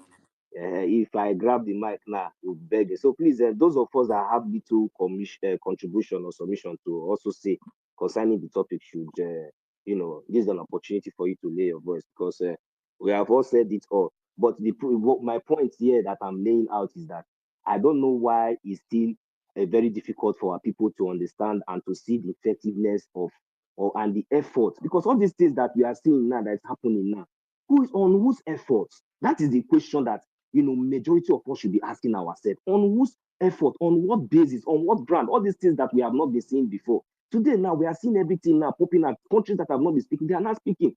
Many countries are now rejecting Nigeria. They are now recognizing Biafra. Many things are coming up, but yet it's still, with all these kind of testimonies and all this kind of things, supposed to, boost the morale of our people, at least make them to come out and see the positivity, the positive side of this Biafra government in exile, and the reason for them to support. To be honest with you, that is why I'm always saying, please, I'm still begging our brothers and sisters, if you are in Biafra, it does not really matter if you are the Igbo speaking Biafra or Isoko or Izo. All of us, we are all blessed in different ways. We are all blessed. It's just this our reluctance. This division that they have put among us, this sabotaging of all these things, this hatred, this one is this one, that one. We should put all those things aside. If Biafra come, my brothers or sisters, the Godo people, my brothers and sisters, all of you, we will be equal. There is nothing that a Biafra, this hatred that they have brought, there's nothing that Mr. A will have, even that you will not have. There's nothing. That time you will understand and feel happiness. You will have the spirit of love, real love, because when you don't have anything, when you have a responsible government and we are living in a working, can't you see the way we are all living abroad? Can't you see the way we are all living abroad? Because we are living in a working society. We don't have any time for each other. Nobody beg each other. Nobody even goes to anybody's house to visit anybody.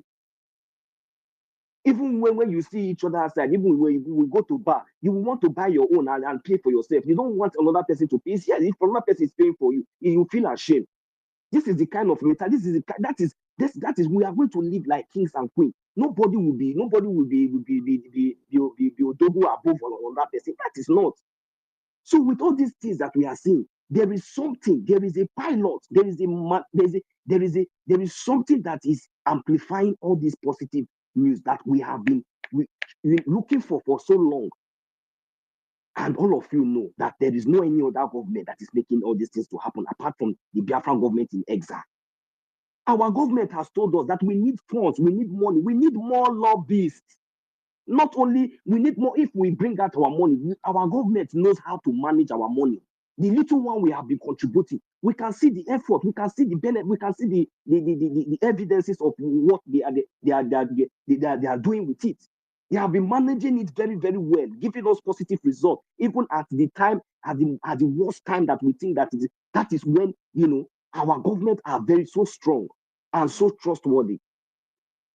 All these things is what I expect our people to bank to lay their basis on and fund this government.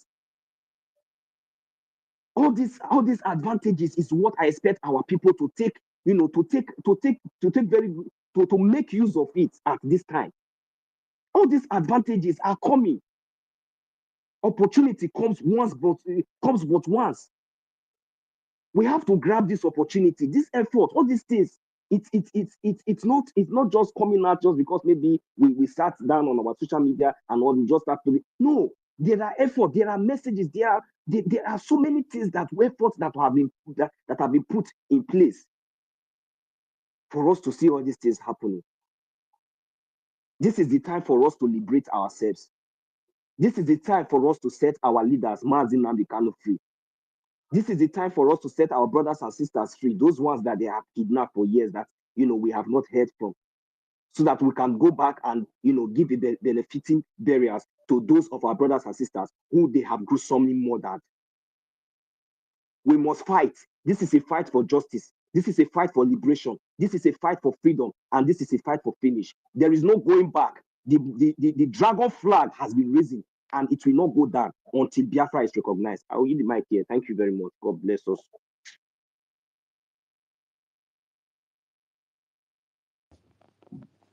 Yeah, thank you so much. So exactly what we are talking about is that no relenting.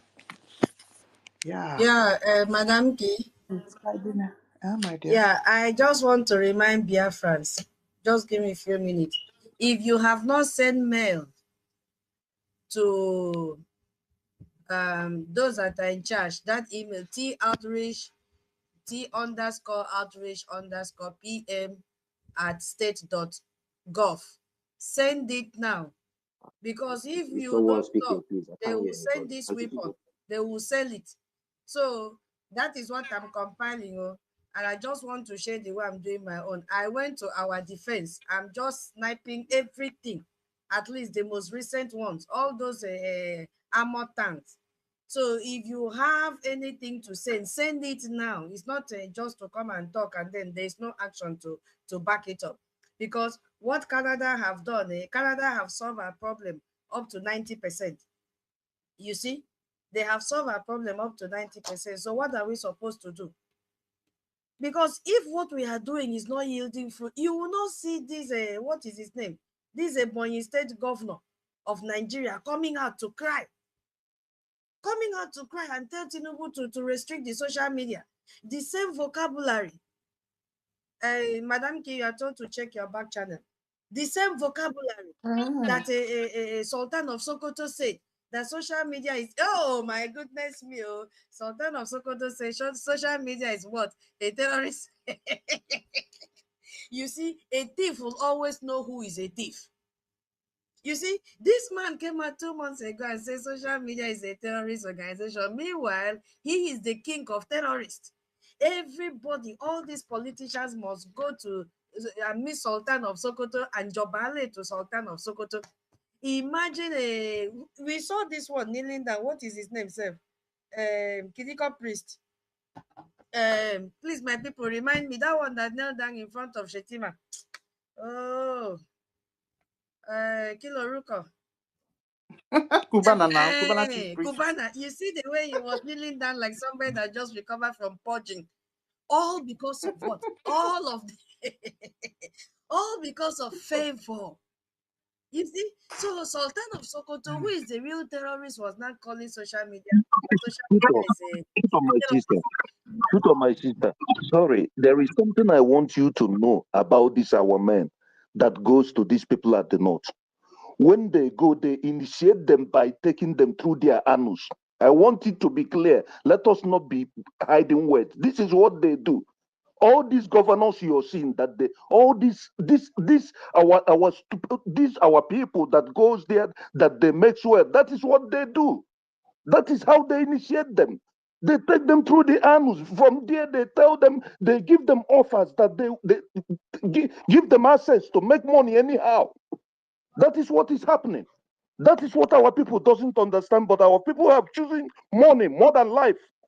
That is what is killing us.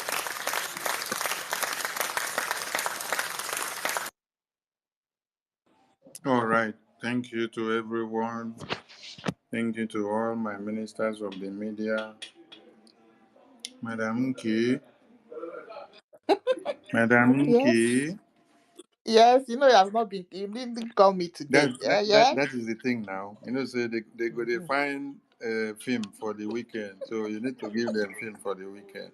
Madam K, did you Yes. miss the calling? Of course, I always do. Wow, Madam K, Yes. give them gear nine, Madam K. Yes.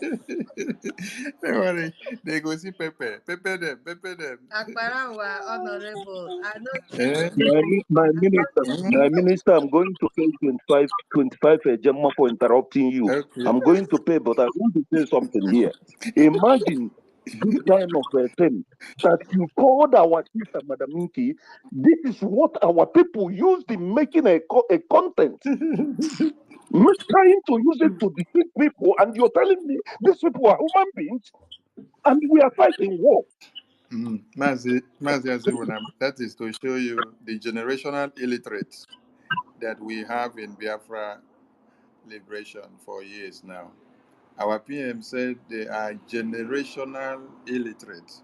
When you see them in the media, they say they are doing exposition, they are posting something, they are combining something together, and they say they are trying to expose you. Know that they are generational illiterate. So, we are tutors. How about there? We are tutors. Are you far from your mic? Mamba. I was More. idioko. I was trying to tell our Madam K. Ogini, leave. I was trying to tell our people to go and send mail to. Yeah, I I just think sent my own. I got you. I got you while you were giving the instruction. So that is a very good one. And please, everyone should endeavor to go and do this. That is why we went very deep to make sure we bring out those informations for all Biafrans.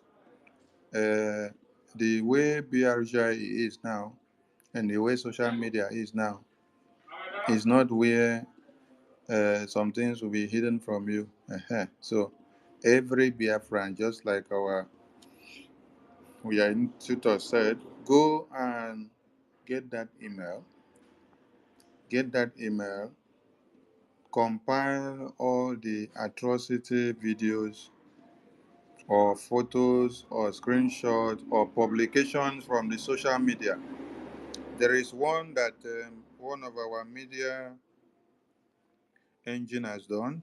I think that is one Biafra.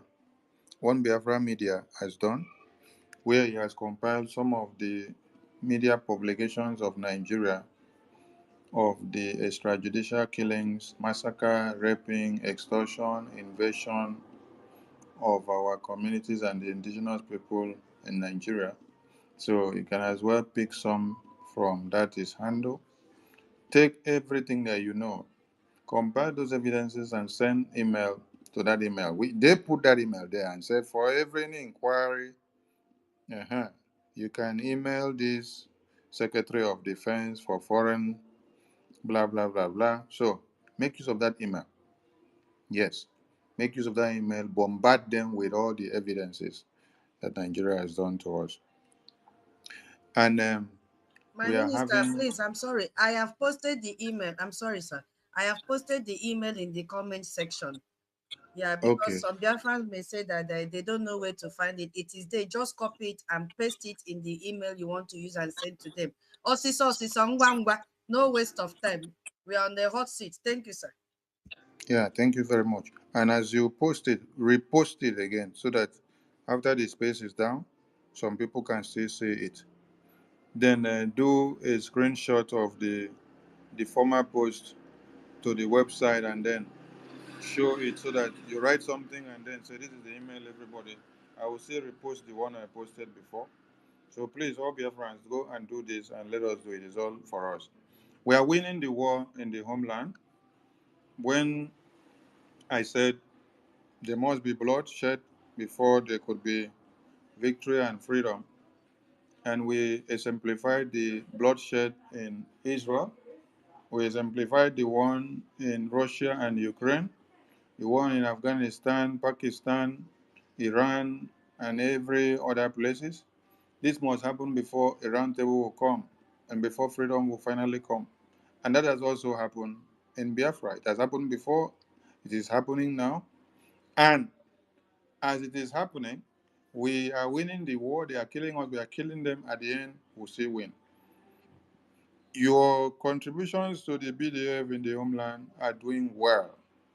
And when you listen to our Biafra Defense Forces speak yesterday in the evening, giving us the situational report updates, that was before the press briefing from the chairman of the Joint Chiefs of Defense Staffs. So they gave that update first so that everybody would know what's happening in the battlefield. We are in war. And this is why any right thinking person should not be going to block or fight our finance at this time. Because this is what Musa said from Nigeria. For you to destroy Biafra, for you to win them, destroying the finance is critical. Destroying the funds is critical. So anyone you see going after your funds, know that they are the prime enemies of the BDF and the Biafra that we are fighting for. So please and please, we want to see everyone in the Zoom for the fundraising, and tomorrow is a Aludo town hall meeting. And everyone should know that Aludo has taken the top prize, of the most viable state in the de facto government since after the convention. This is the state that have stood their ground so much that they make sure every month you will hear of their town hall meeting without missing anyone. Mhm. And we are glad to announce that we are going to visit Madam Nki in the lovely country of UK. And the flyer is coming out. So, media team, that day, media team, that day, hey, hey, hey, hey, Mm-hmm. that day, Mm, media team, hey, hey, hey, we have to mm. make it rain to surprise our Madam K. We are going to do wonders for her to know the love of the media team. Don't worry, we are coming. That day, I'm, that, I'm ready as hey, well. hey, Mm-hmm. that day, With a hey, Gemma. hey, that day, a Gemma go scatter your face. So go and start looking for something to patch your Mm-hmm. face, because they go use a Gemma take punch you. Mhm. Remelo Mago. All Okay. right. And we are looking forward to many other states and countries and continents. And we appreciate everyone that have held the ground, not allowing the accountability coup to destroy your country and your state. So keep up the good fight and let's be stronger. We are winning. Good news, like our tutor said, Canada has simplified our effort. Yes, by making the entire world to understand that PDP and APC are terrorist organizations. By kidnapping our leader, Mazi Nnamdi Kanu, and kidnapping many other citizens of Nigeria. And they did not just kidnap our leader, they lock him up there, and then they steal go and try him again. They take him to court. Maybe Nigeria don't understand where Canada is holding them. Canada is holding you on your balls for the kidnap of Mazi Nnamdi Kanu. They think that it is just their normal election killings and extortions. No, Canada have come to listen to understand the cry of BRGIE. Yes, the kidnap of Mazi Nnamdi Kanu. No country has come to hold you responsible yet, but Canada has done it. Eh, the testimony to U.S. Congress just came out, and then you people are running helter skelter. Now, just Canada, now in Toko, now they do like this. By the time America now make their final pronouncement on Nigeria, I wonder where will that go be. Only Canada now in Toko, now they like this. You see all of them jumping left, right, center. This one said they should go and overturn their decision. And then, if you see some of the Nigerian politicians in the other parties, they are already advising people and say, don't vote for a terrorist party to become president, and they point APC and PDP. So, hey, if the evidence is not there, nobody will see. But our supreme leader is the evidence of the terrorists that these people committed. International kidnapping. Is that not a terrorist? Is that not a terrorist? Which other visible evidence do you need again? This one is very clear, very close to us, and it is still waxing. Have they released him? No, they have not released him. They kidnapped him in Kenya. They took him down to Nigeria.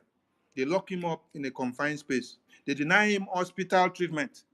They destroyed his lens. They have not replaced it. They took his blood from his body over 21 times, trying to see if they can poison him and kill him. He refused to die by God's grace. Anyway, now we're here. We thank God. We will still revisit this topic again. But let's go to fundraising because we have just 8 minutes to go. So, I appreciate my media team, my wonderful media team, starting from Madam Kide, Madam Tutors, 1 million, Young Money, Asebonam, Obi Chikako, Emeka Biafra Shop, our Eunice, Fire, our David Nana, our Honorable Mr. Suno. Then we see Biafra Shop handle their attitude, Emmanuel Essien, Biafra Lizen, Biafra government, and the de facto, okay. Oh, our de facto government official handle is there. Okay. We didn't even spot him on time. They were my chineke. Ata, Ben, Baby Omeka, Nkem Derim, Biafra Free Energy Tech, Wise, Biafra Lizen Malaysia, Emelike, and everyone that time don't permit us to call all the names. We appreciate all your work, and let us continue. I appreciate all of you for the way you have changed the narrative in the media. Yes, I'm seeing every good thing that you're doing. So let me capitalize on the good ones, and let's take the bad ones as our errors, which we work on to better ourselves. That's not our problem, as far as we're making progress. I've seen the way you all are changing the media narrative. Some of you are even going into publishing. Yes. One Biafra Media, God bless you for that work.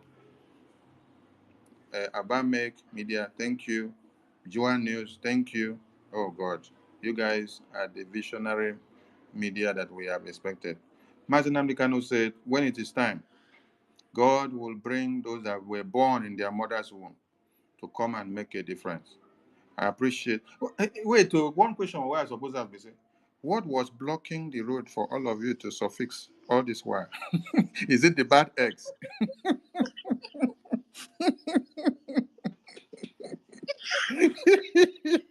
My minister, Eh? how can somebody come to this space and everybody is barking like a dog? Wow, wow, wow, wow, wow, wow. And at the end of the day, nobody is It's talking. Helen. Nobody is saying It's Helen anything. that backs And like you dog. asking yourself, what is going on? At the end of the day, you Helen. cannot get a single thing. No topic, nothing. It's also cause. Cause if you talk, I curse you, I throw you out, I kick you, I do you don't know me? Do you know where I come from? Guinea. So Oh, Oh most my of us, God. we just have to be at the listening side and be listening, studying the pattern. The glory to God, Sha. We thank God. Yes, honestly, I'm so happy for all of you. I'm so happy, and thank God for giving you guys to the BRGIE, and we applaud all your services, and we have more to do. So everyone should brainstorm and be ready because we have harder times ahead of us. So we need to intensify to face all the bullets. But don't be perturbed or moved by name callings or whatever, because you're going to see too many propaganda and blackmail and slander against your names and your images, both the one you don't know anything about. So be ready to face all this because it's My part of minister, the sorry to trade-off. interject. You have broken the rules and we will find you. You say Okay. we should be How much? closing space 30 minutes before No, 30 minutes this before one na government family, time. And we na obey family though. affair. Na family Madam affair be E, this. Na family affair. uh-huh. Family affair. Family I will affairs, collect. okay. Family affair. Is allowed. Thank Family you for the affair. time Okay, for let us go. family. Let us Make we go. laugh small, I beg. Thank you, sir. we have just 4 minutes, so let us go. I appreciate Okay. everyone, and we continue our family affair inside Zoom. Okay. Now we be the media team. Now we go start that Zoom. If we don't enter there, nobody go enter. So we must Not go. true. All right. See you all on the other side. Thank you so much.